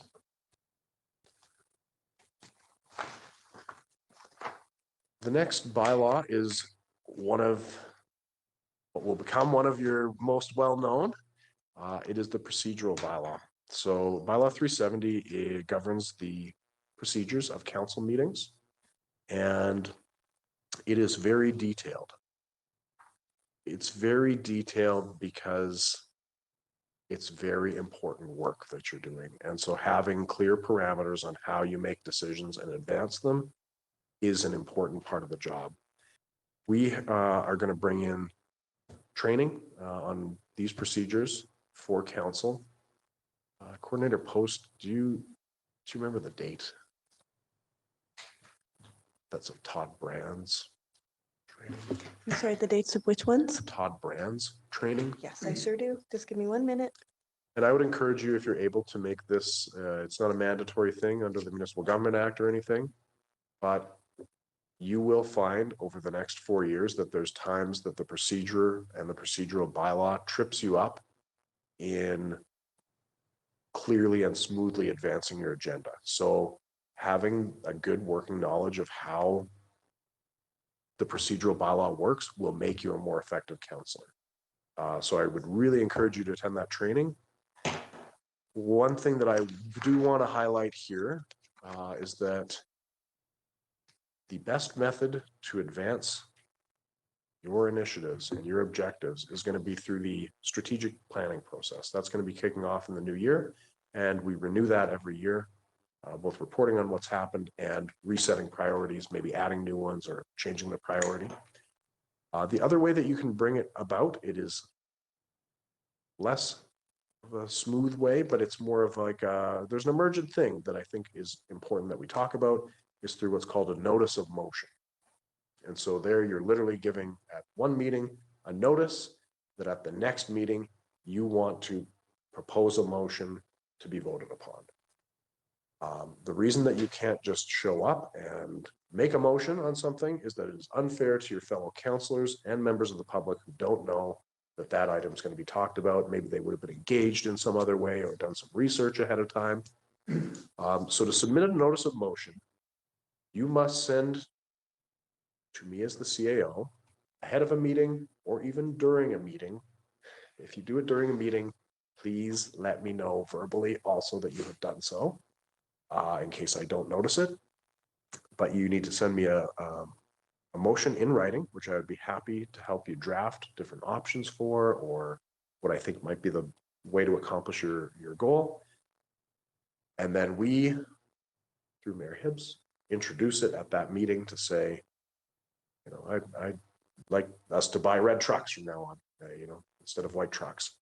We would say, okay, we've received this notice of motion. At the next meeting, we're going to be debating whether or not we should be buying red trucks. Now, the administration does not show up because there's been no council endorsement of that as a priority item.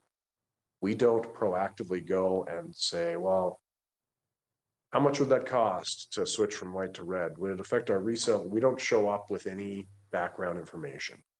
So if you make a notice of motion, usually I will encourage you to craft it in a way that's like to request further information from the administration so that you're showing up and you have what looks like a normal council package for decision. If you just show up and try and explain it yourself, you might get your fellow councillors on board, but you risk that item not being supported. And that does happen a lot. So if your notices of motion, you're finding they're not being supported, I would be happy to help find a way that you can advance your objectives with council support. But just so you know, if there is something really important, that's the way you would submit it. Once you have considered an item and decided on it, it is extra difficult to get it to come back within 6 months.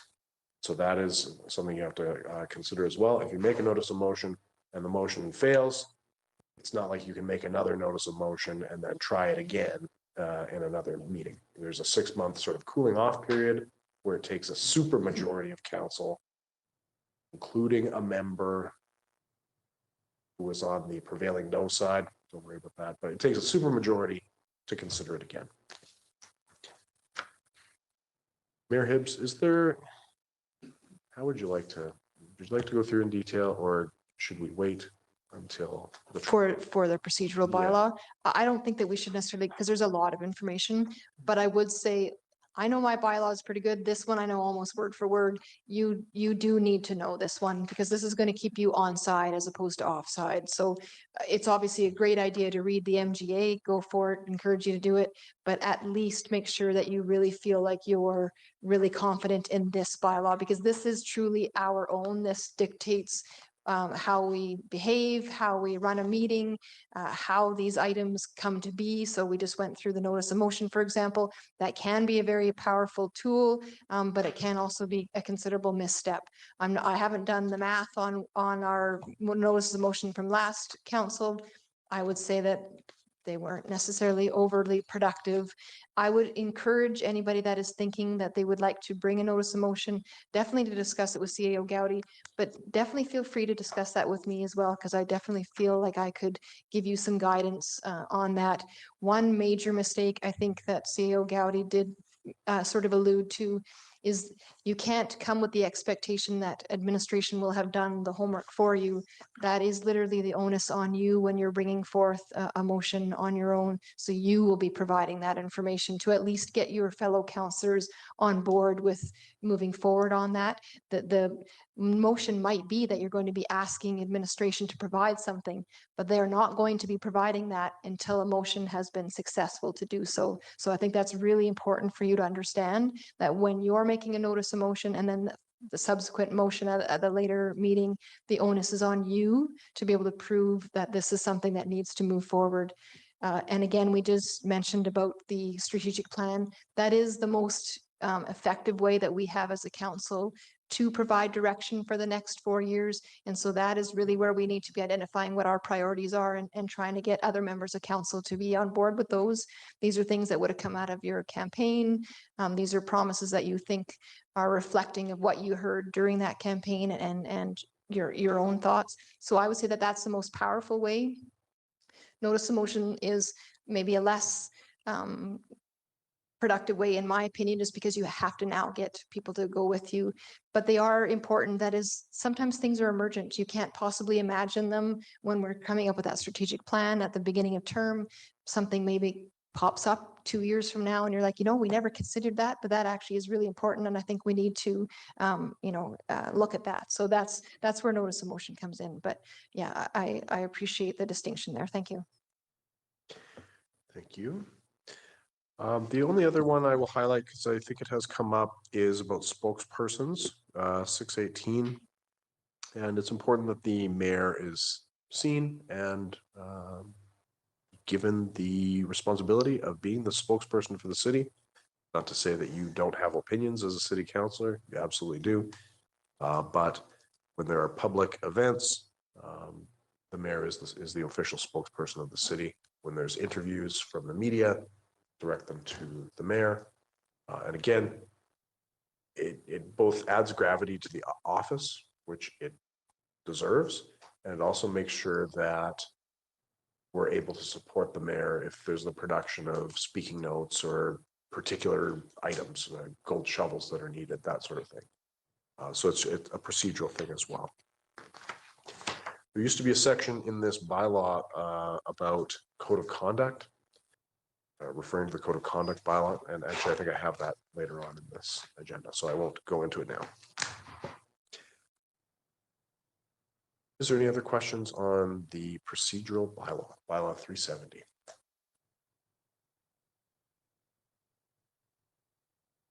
Oh, sorry. Yes, we do. have- Through the mayor to CEO Gowdy, I was curious to know when that Todd Brands training was. November 28th. Thank you. November 28th, and you'll send out a calendar invite for that shortly.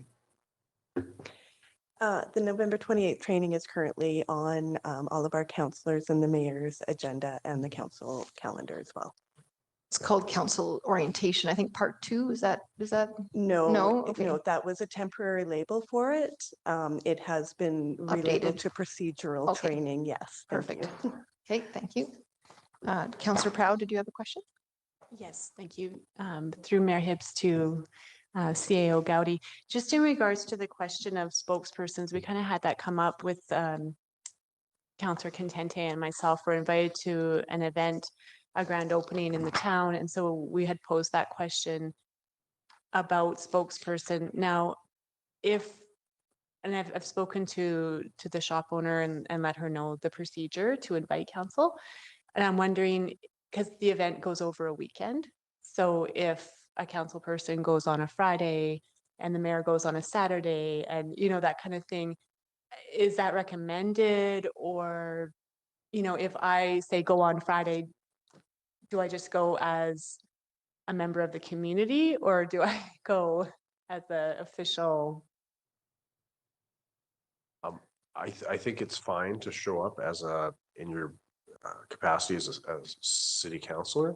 But if there's any official proceedings, such as like a ribbon cutting or giving a little speech or that kind of thing, that would be something that would be the mayor's responsibility. Right. So if a business or group is requesting city presence, they are by default, sort of like whether they like it or not, they are inviting the mayor because the mayor is the city's spokesperson. There's nothing preventing you from showing up as a city councillor and encouraging them about local business, congratulating them, that sort of thing. But yeah, it would be not following protocol for you to give a little speech or something unless it was after the mayor.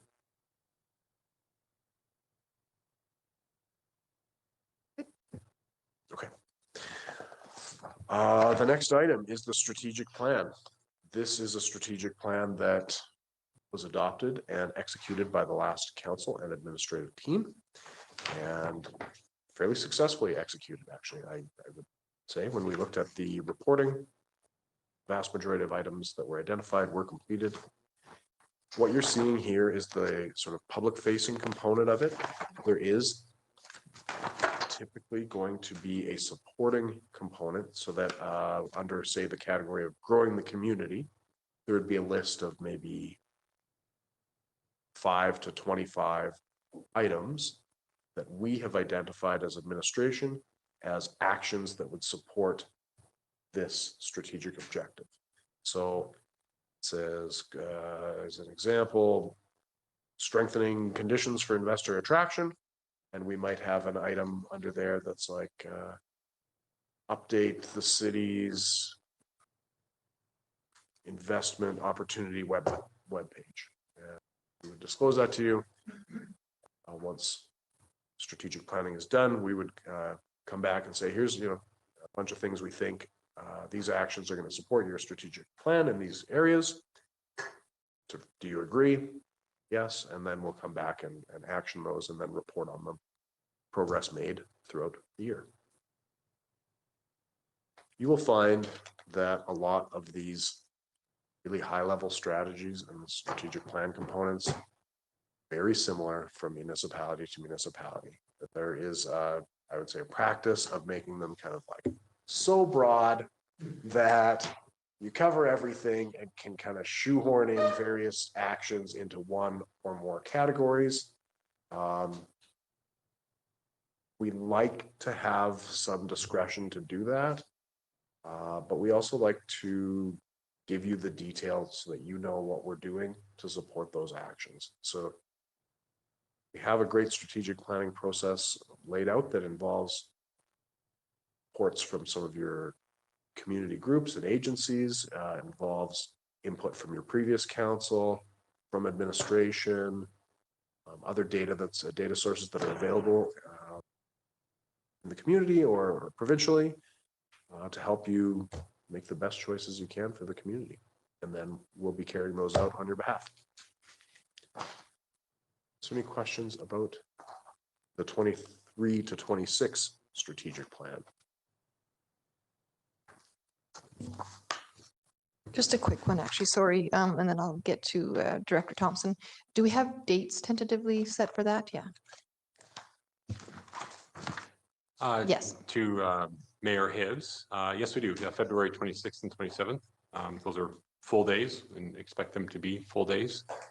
They are in Lacombe at the LMC. And so we're excited to deliver a strategic plan for you. The one thing I wanted to just highlight, in addition to some of the pre-work that we've been undertaking, that CEO Gowdy has highlighted to help inform and bring community insights into the strategic planning process, which is something new that we've introduced for this term. In previous years, it's been at a council and administrative focused, and this year we're going to be bringing forward some community insights from community groups, as well as from the past council forward to just help bring some context to the next strategic planning cycle for you. One thing that you can expect in the early next year before that strategic plan is we're going to be scheduling one-on-one interviews with each counselor because this is going to be facilitated by a third party. And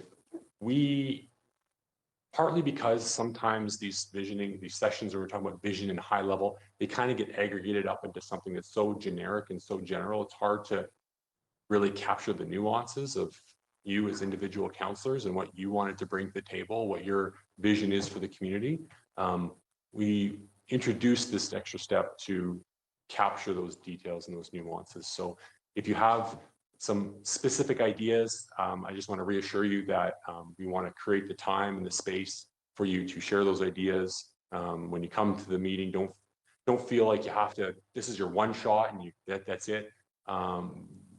There will be opportunities along the way leading up to the meeting to kind of start that thought process into like the strategic planning process, which is a high level and important guiding document for us as admin, but also for council and the community. So that's all I'm going to say. Now we've also introduced an interesting, I think, a good new step in that we will have follow-up after the strategic planning process. You'll have access to this third-party municipal expert, sort of like a less prestigious George Cuff, I will call it. That's going to be able, you're going to be able to call him one-on-one anytime you want some advice on how to progress maybe some of your municipal initiatives or objectives, just that you have that independent third party. There are times that you might want to progress something that is critical of administration or changes some administrative direction. We want to make sure that you have the best advice on how you can move that ahead, independent of us as well. So you'll be introduced to him during the strategic planning process, and you'll have access to him independently afterwards for whatever advice you might want to receive. I'm going to move on to policies.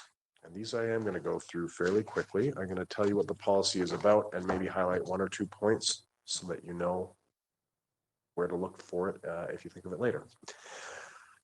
The first one is council remuneration and expenses. This defines how council will be compensated and covered for expenses.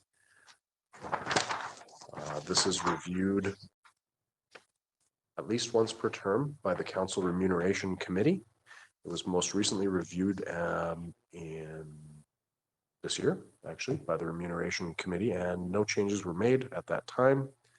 But then I think there were some wording changes maybe, but there was consideration of other benefits for council, including retirement benefits, health benefits, insurance benefits, and those were not supported at the time. One of the things that is unique about the city of Lacombe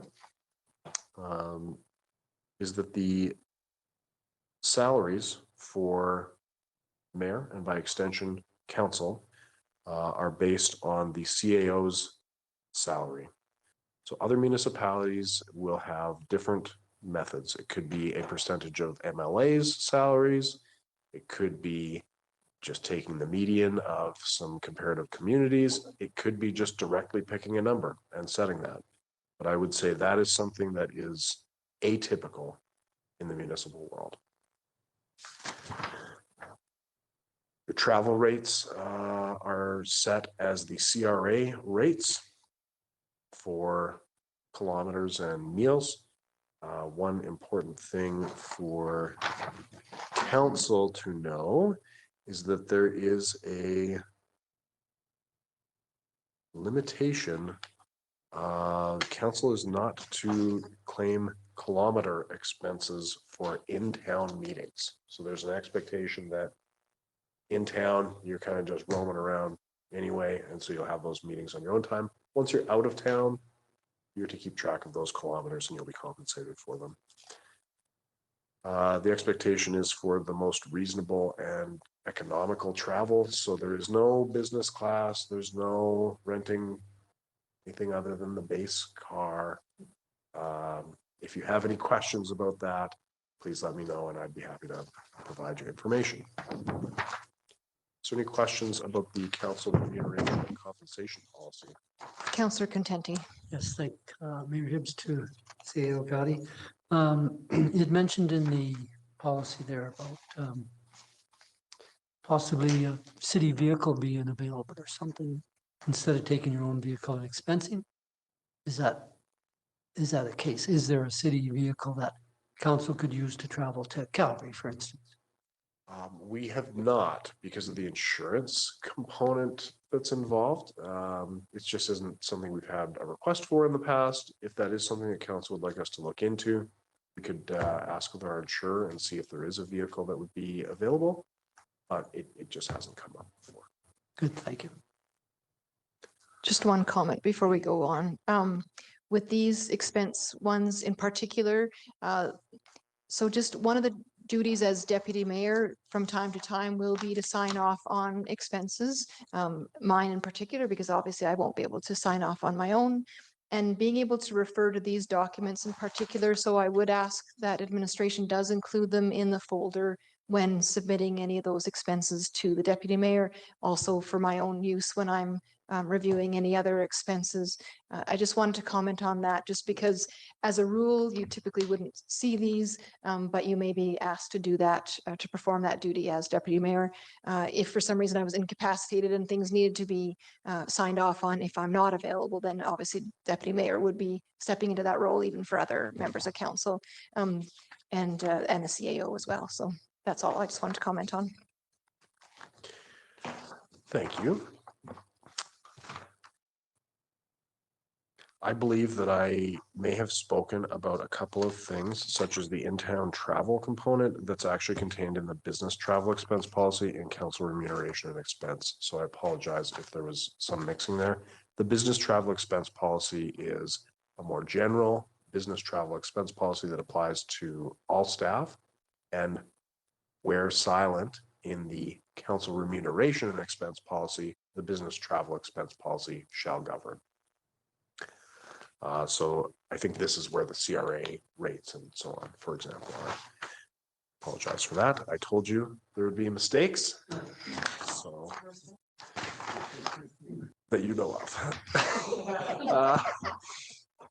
The next one is one of my favorite policies. It's the proclamation policy. It comes up all the time.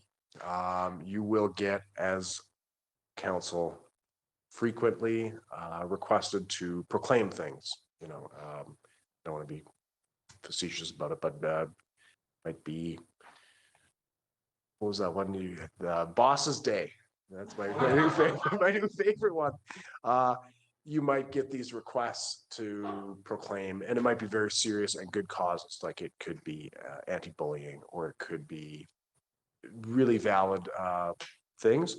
But rather than get involved in that and kind of diverted, council has consistently taken the approach of sort of like, no, we have enough stuff within our own lane to worry about. We're going to really focus our time on that and focus our efforts on that, and essentially deny all proclamations. And so it doesn't stop you from showing up at the thing and saying, I love that FCS, yeah, whatever, exactly. But as far as an official city proclamation, the city of Lacombe hasn't done that, and this has been in place since '96. So if you get any requests for proclamations, please pass them my way, and we'll be making that reference. Any questions about the proclamation policy? The next one's the debt management fiscal policy. This is a city policy that covers all elements of the city's use of debt, what kind of debt it will take on, for what purposes it will take on the debt. And I believe this one is also yes. It sets a debt servicing limit of 75% of the debt servicing limit established by provincial legislation. So the provincial regulation establishes a debt limit of, I think it's 2.5 times the annual operating revenue of the municipality. And they also set a prescribed limit for debt servicing in any given year for municipality. So the city of Lacombe has adopted a self-imposed limit of 75% of that Municipal Government Act limit. It's kind of a performative thing. It would never, for the municipality actually to go from its current debt limit or debt servicing limit where it's at today to this 75% of the municipal debt limit, you would need to raise taxes like 40% or something. So functionally, you're just not able to get near this, whether it's the MGA debt servicing limit or your own self-imposed debt servicing limit. You don't have that kind of room in your budget, and you won't for this term, nor many, many, many years. I can't imagine it actually coming up. The debt limit comes in to play for very fast growing municipalities. It's often a thing because they're trying to provide infrastructure servicing for a fast growing community, and often pre or front ending infrastructure to make way for new development. So there it becomes kind of a relevant thing.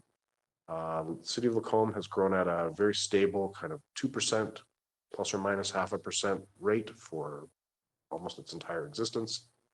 And so it just hasn't had those same issues.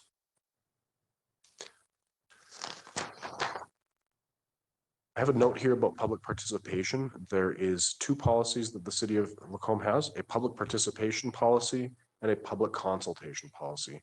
The public participation policy is really around that International Association of Public Participation definitions that I talked about earlier.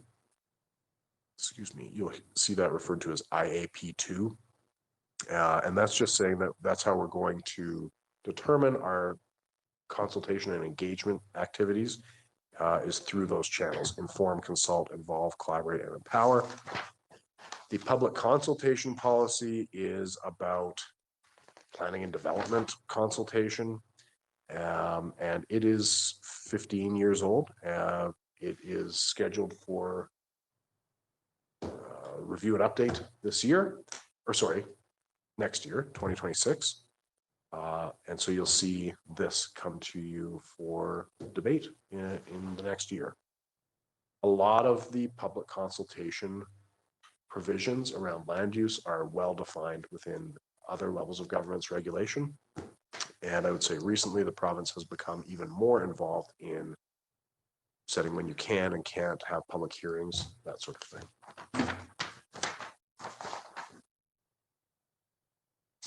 Next policy is the appointment of volunteers to commissions, boards, and committees policy. It exists. I won't go through it, but just know that it's a defined process. It's not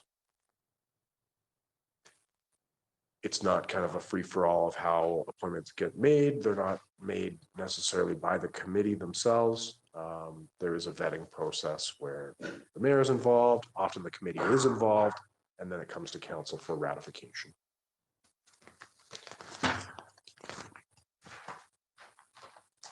And I will just check if I missed any policies.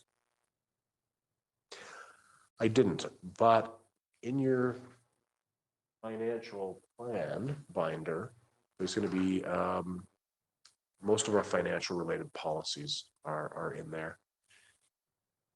And so I will be going through those during the budget workshops, but there is policies there that guide things like your targeted tax rate increase, who you use as comparator municipalities when you're looking at compensation levels, making sure that interest accrued in specific reserve accounts is attributed back to those reserve accounts, not into general revenue, and sort of how you set your reserve targets, that sort of thing. Next is a summary of commissions, boards, and committees. I'm not planning to go through this actually at all, but I would encourage you to review those committees, boards, and commissions that you have been appointed to.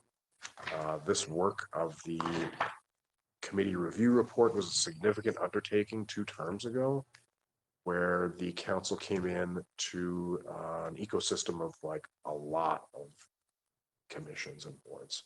They had just kind of grown over time until it was getting to be unmanageable. So one of their first actions was to complete a review of all those external agencies and their participation with them to see, does that really need a city councillor, or is that something we could receive a presentation from them? So it's not completely up to date, but I do think there is still some really good information, and there's links in there that can take you to the things like the terms of reference for those committees and some of their formative documents. Is there any question about the committee reviews included? Councillor Dykslæg. You may be bringing this up and I might have missed it. When we are in attendance to these meetings or these committees that we're on, some of them I've been on in the past and have had a councillor member there. The councillor was asked to do a report from city council in the agenda. So who drafts that? Do we just kind of take information from the meeting we attended to present? Does that happen in all? I'm speaking specifically Police Commission. Councillor Hoekstra or Connick would always present the goings on of council that were pertinent to Lacombe Police Commission. And I didn't know if they prepared that themselves or if it was prepared ahead of time by support with the CAO. I've never been involved in that, but I would be happy to support a counselor if they'd like that kind of support. Okay. The police commission would be the only one that really comes to mind where I know that has happened. But yeah, we'd be happy to support you in identifying items that might be of interest to the committee or whatever it may be. I believe that's a standing item on the police commission agenda, but I do not believe that that is mimicked anywhere else that I'm aware of. So, but if it does come up, and of course, we are meant to be a liaison to those organizations that we're sitting on boards or committees, et cetera, for. So yeah, exactly that. If you feel like you need support, reach out to admin for that. But otherwise, generally, they're meant to be relatively informal, and it's what you think that that group might find relevant or interesting. Right. The City of Lacombe organizational chart is here somewhere. You'll see it's a fairly stripped down chart. Thank you. We've limited it to the directors and then the functions within what we call divisions. So we have 4 divisions, and within those are departments. So departments have managers, managers report up into directors, directors report to the CAO. And these are the different areas, just so you know where the service that you might be talking about lies. And I would let you know if there's any change to where those functional elements are reporting in. If you do want other information, such as like detailed listing of positions, not with names, but of people in a specific department or the staffing level in utilities, just let me know. There's nothing hidden. It just becomes like a 20-page thing that's kind of hard to work with. So this is the structure of the city. As you can see, the main component, which you'll catch a theme here, is that it goes through the CAO. The direct line is to the CAO and then down to everyone else. There will be times that you're going to interact directly with the directors and even managers through some of your committee appointments and other initiatives. But it's really important that things funnel through me so that I'm able to make sure your request or your question gets to the right people in the right way, and that the response back is something that I've seen and endorsed and we're able to do, and it's accurate and complete. Thank you, Councillor Spann. Is there any question about the organizational chart that's been included?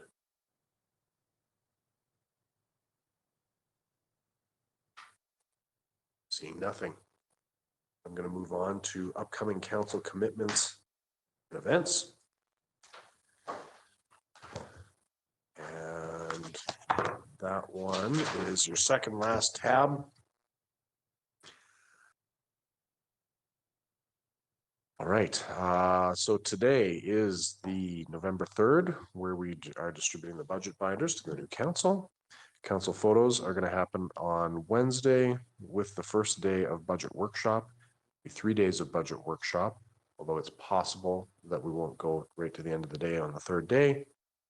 It's hasn't happened, but we're happy to do that if necessary. There's a council meeting, of course, on the 10th. There's a stat holiday for Remembrance Day, and that evening we will be traveling to Calgary for the Alberta Municipalities Convention and Trade Show. That continues on to Friday, and you are able to continue on taking the elected official. What's the second E for? Anyway, it's elected official training courses that happen after the convention, the Alberta Municipalities Convention. If you're interested in taking any of those, just talk to Eva and we'll get you signed up. There's a live emergency management partnership exercise. I'm smiling because they're always hectic and they don't show you in your best light, but you're welcome to come and see how we do in a bit of chaos on November the 19th. It is a fun time and it is a great way to learn in a mock scenario. But again, be patient when you come, because for many people, this is kind of like a side component of their job, not the main part of their job. There is another council meeting on November 24th. There's the legal seminar. This is a regional thing on the 26th. That is just going through your legal obligations. We are bringing in, I don't think it's on here yet, because I think it's in the new year. We are going to bring in some planning training as well for land use planning, just to make sure you're well acquainted with the structure here at the city, although I'll be touching on those in a minute as well. There's a parliamentary procedure workshop. Again, I really do encourage you. It will be time well spent and you'll set yourself up for success for the following 4 years by arming yourself with knowledge about how the procedures work. Another council meeting, the local authority elected official course. There's an in-class option and there's an online option. You must take it within 90 days of taking office. That's not me saying that. That is the legislation. So there's going to be lots of opportunities to do it in class or online. If you're looking for that information, let me know. We'll find it for you, but they'll certainly be talking about that at the Alberta Municipalities Convention to make sure you're well aware of their options to do it. Then we have the strategic planning workshop that Director Thompson talked about, scheduled for February and the end of the new year. Thank you. Is there any questions about the upcoming commitments and events? Councillor Proud. I just had a question regarding the time for the meeting on November 28th for the training. Sorry, it says 8:30 to 4:30 on here, but when we had the invite sent out, it was 9 till noon, I think. So I just wasn't sure if it was half day or full day. We're going to double check and send out a clarifying note just to make sure. Councillor Span. Those strategic planning workshops on February 26 and 27, it shows them as tentative. If possible, I'd love for them to be pushed back about a week. The end of February always gets pretty hectic for myself with RSP season. If that doesn't work for anybody else, that's just the way it goes, but that would be my preference. Administration, do we have any direction on that? No problem. We'll do a poll, I think, of council to confirm. Would ask for, I know you have a busy schedule, some prioritization. I mean, everything in here is a priority. This is one of them that will carry through the term. So 2 full days that we're requiring, plus or minus a week. We do have a third party that is coming in to assist and support. So we'll have to confirm the availability of that third party as well. And so we'll send it a note if it is able to be moved a week as you do.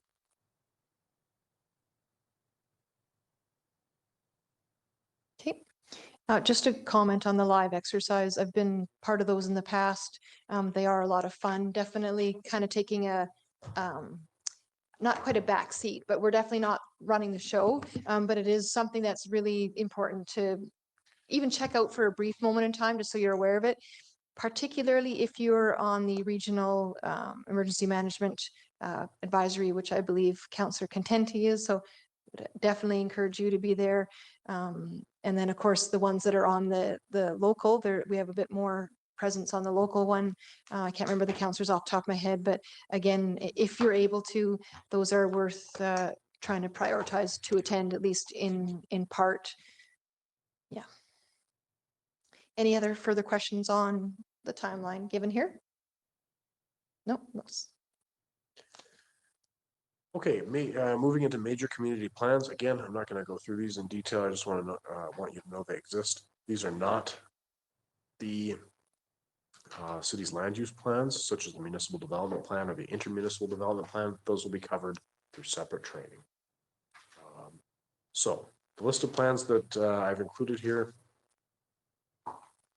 and I believe you have links within the digital version if you want to check, or you can find them on the city's website. This is Natural Spaces Management Plan. This is from 2002.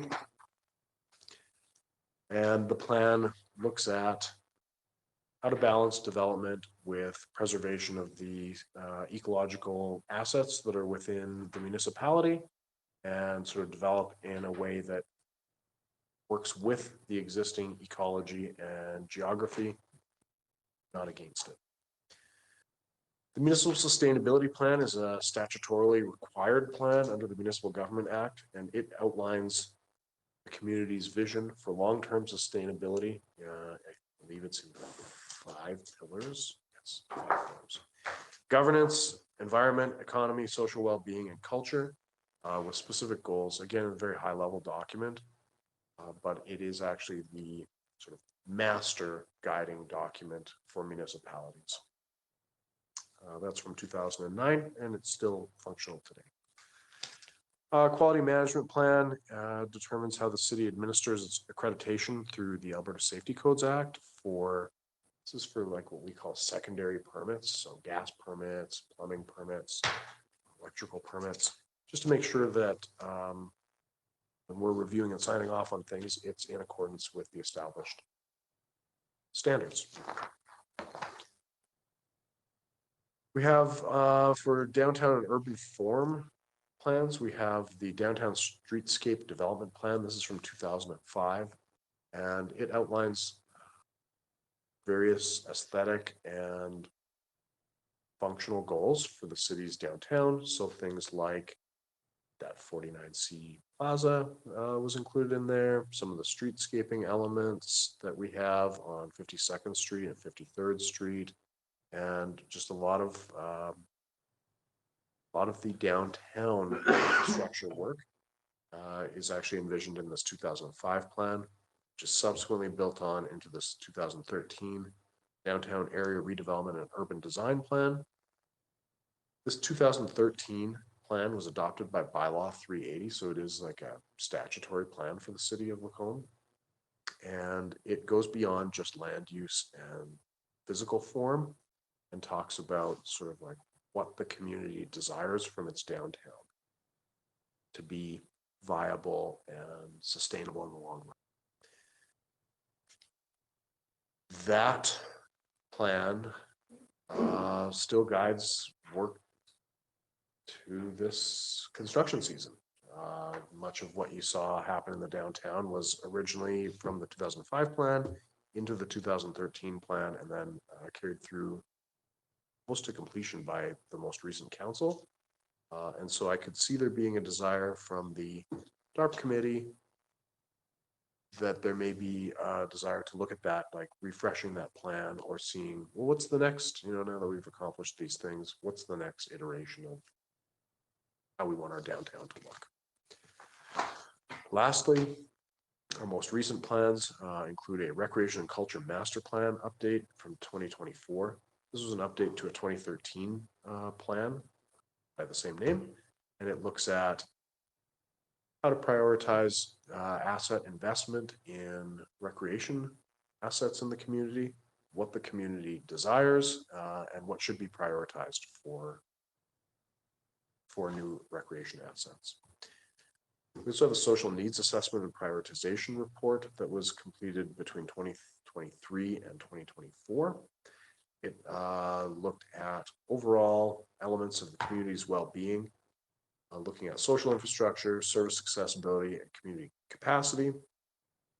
Overall, there's 4 focus areas that came out of that. Community action on mental health and addictions, community support for families, getting around and community access, and healthy homes and neighborhoods. I would really encourage you to take a look at these last 2. They're our most recent plans. And I think there is an expectation amongst your community partners that really participated meaningfully on these plans, that they do, if not guide action in the future, are at least considered when you're making decisions about the community in the future. A lot of time has been put into it, and I think they are really good plans that reflect a lot of engagement with the community of Lacombe. Is there any questions about these major community plans?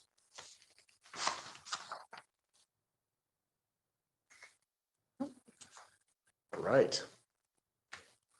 So now I am going to be you in the hands of Coordinator Robbins Deutsch, who's going to talk about the Access to Information Act and the Protection of Privacy Act. Thank you. Which are 2 acts that replace what used to be called the FOIP Act, or the Freedom of Information and Privacy Act. Councillor Dyke-Slag. Just before we proceed to that, thank you, Mayor Hibbs. One quick question. My brain has taken a little longer to catch up.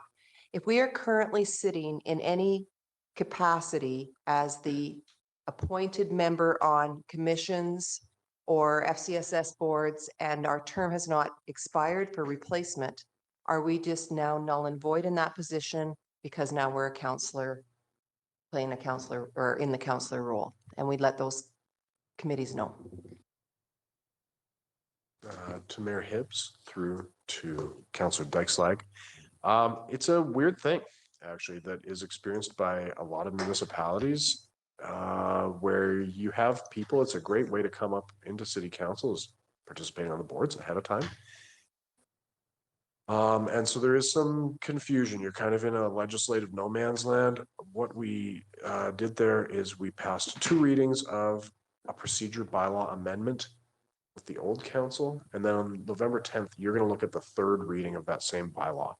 In that bylaw, it explicitly states that, yes, once you are successful as an elected official, you're immediately off those boards. Specific to your appointment, because the Police Act is superseding legislation that takes precedence over municipal legislation, your appointment to the Police Commission actually still does remain valid till the end of the year. But upon expiry, you'll maintain just your council seat and not the public member seat. Thank you. So you're saying attend the next meeting. I had already told them I wasn't staying on for my extended 1-year term from the past 9. So go to the next meeting, be done. Correct. Perfect. Thank you. Appreciate it. Councillor Contenti. Yes, thanks, Mayor. My brain was not thinking. So just back to the upcoming events about November 11th. I believe the mayor will be there to speak as well. So that's a formal event that the mayor will be speaking at. Right? There is some portion where the mayor will get up during that and do something, I believe, in the past. That has been historically the case, true, yes. So an invitation would probably come from the Legion, Yes. and that would, invite both mayor and council to attend that event. But it would specify in that request that the mayor would be willing to bring greetings and provide a short speech on behalf of the city. Yeah. Yes, Is that what your question is? Yeah, well, I'm Yes. on the Executive Legion, Yes. so yes, you will be invited, but it just wasn't on the list as a formal type thing, so I just wondered why. And that also to just encourage all other councillors to attend the November 11th assemblies. I think that list probably was more like requirements for us to go, like as far as acting in our council capacities. But absolutely, that would be a standard event that the expectation would be that the mayor certainly would be at that. And if for some reason not able to, then I would be sending the deputy mayor 100%. And obviously the expectation, encouraging members of council to attend. That is a major community event in our community. Yes, thank you for pointing that out. Okay, looks like we can proceed. Good evening, Mayor Hibbs and council.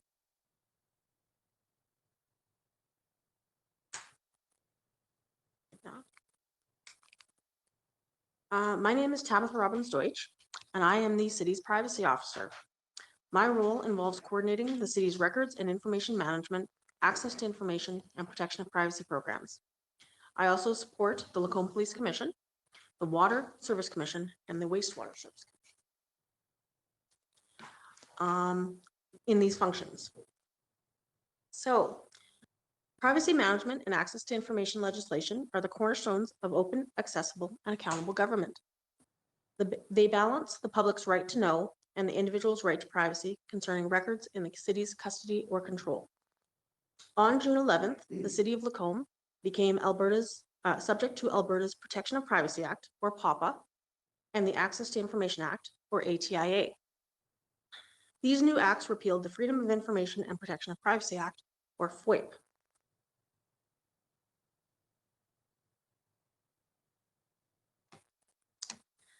The acts and associated regulations require the city to have a robust privacy management program that includes bylaws, policies, procedures, and other documentation regarding privacy protection and formal access to information requests. The acts allow up to 1 year to complete updates to our privacy management program required by the legislation. The acts require changes to the city's administrative processes, such as implementing a security level classification system for records, mandatory and reoccurring training for anyone considered an employee under the Act, including boards and committee members, policies and procedures for privacy breaches and complaints, completing, updating, and submitting privacy impact assessments to the Office of the Information and Privacy Commissioner for new or substantially changed administrative practices, programs, projects, or services that collect, use, or disclose personal information.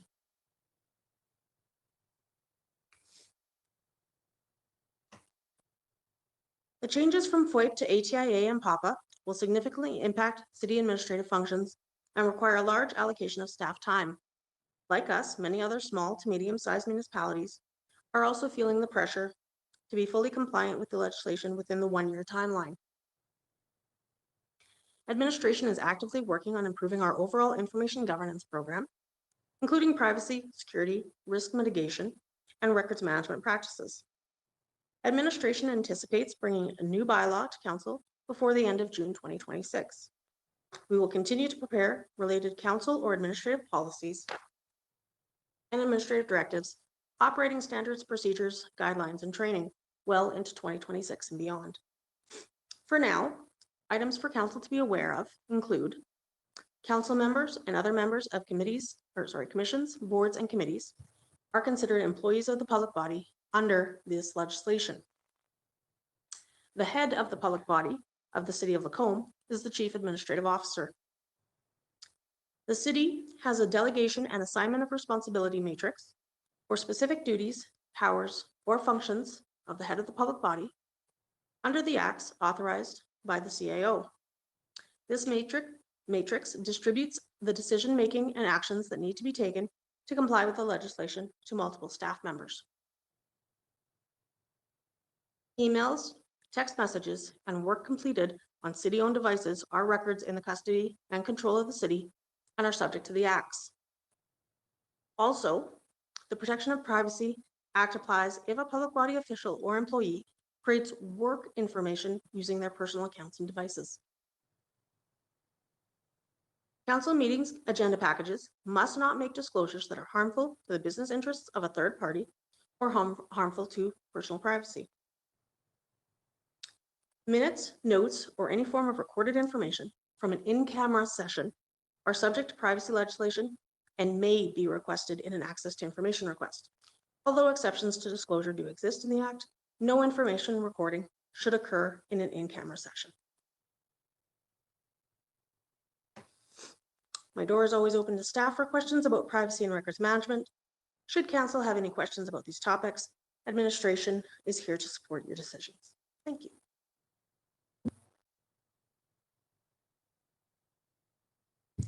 Did we have any questions on that? No? Oh, Councillor Dykes-Lack? Prior to the meeting, we had a nice little conversation about this world. I just appreciate all the work that you must be doing. I see it in my other life, the panic of legislation that comes in with short notice and lots of things that it impacts. So thank you for your work on this. And I appreciate you always being willing to answer our questions because it's kind of an abyss of information. And I'm glad we have someone who knows what they're doing. So appreciation.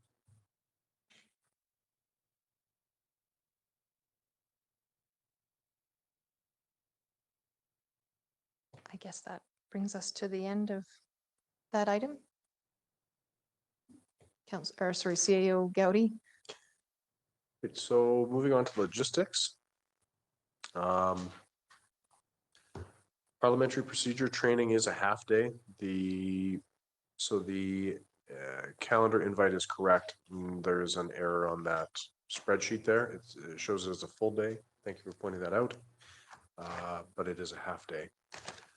We're going to have a site tour of a building tour on Wednesday at the beginning of the budget workshop, just to make sure you're acquainted with the building, its muster points, some of the procedures here. And is there something else that oh yes, thank you. We'll also be arranging for a tour. That'll be a little later on, but where we'll take you to the major city facilities and some of our utilities facilities, just so you can kind of see where all the work sites are. We'll be introducing you to some of the on-site management and the director responsible for that area. So we will be arranging for that to make sure that you're able to see maybe some areas of the municipality you haven't seen before. So stay tuned for that. It'll be a half day with a lunch. And we'll be taking you to the different sites to spend just a little bit of time and kind of make sure you're aware of what all the cities engaged in. Was there anything further for the logistics section of this council agenda? Not that I had planned, but if you have specific questions, certainly I'm happy to answer them now or later on if you prefer. Councillor Dykes-Lack. Thank you, Mayor Hibbs. Just a question on any other onboarding requirements such as OHS, coursework or things like that. Will there be dates or would that be just online opportunities as well? I'm just seeing now we have a half a day open to maybe attend to the coursework that we need to do and also maybe some other logistical things that we need to attend to.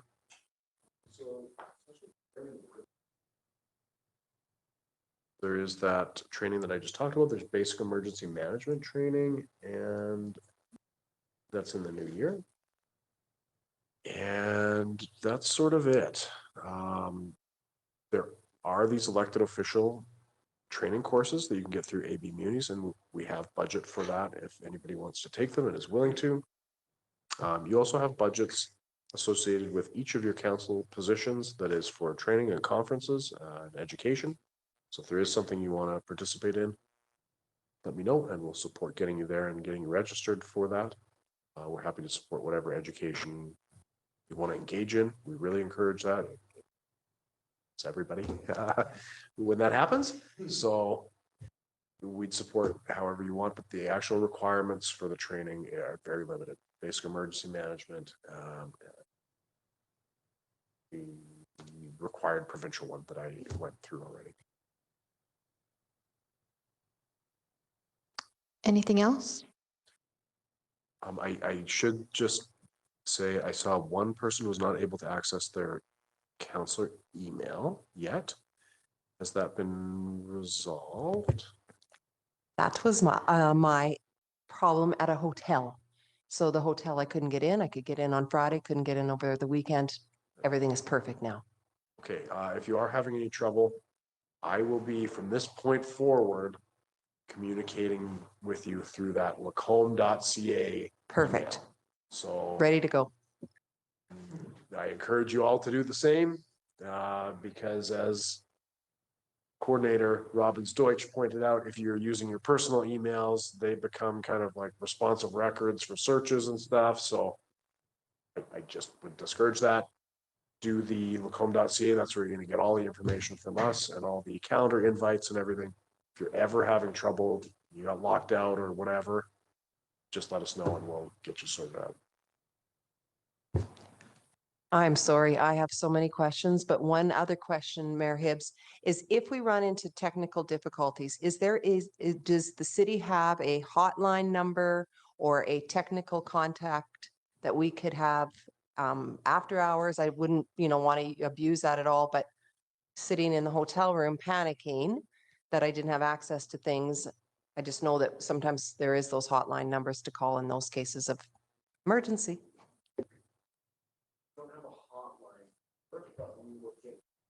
Procedures for if that happens, that you'll be able to get some help from one of our specialists. Okay, I think that about brings us then to the end of the agenda. I do just really want to mention again that if you have questions, also feel free to reach out to me when it comes to more procedural, like council related questions. Obviously, if you feel like it's best directed for administration, then to CAO Gowdy. I will try to be as responsive as possible, but as we all are, we all have things that we're doing during the day, so there might be a slight delay, but I really want to help support any questions that you have. So, nothing is dumb or anything like that. I want everybody to succeed and feel like they're really supported. So please don't hesitate. Don't think I'm too busy or anything like that. So that would then bring us to the end of the agenda. So one last motion for our committee of the whole would be an adjournment motion if somebody would like to make that. I haven't made a motion yet. This is a good one to start on. I'll make a motion to adjourn. Awesome. I'm assuming no debate on that one, so I'll call the question and if you could please vote.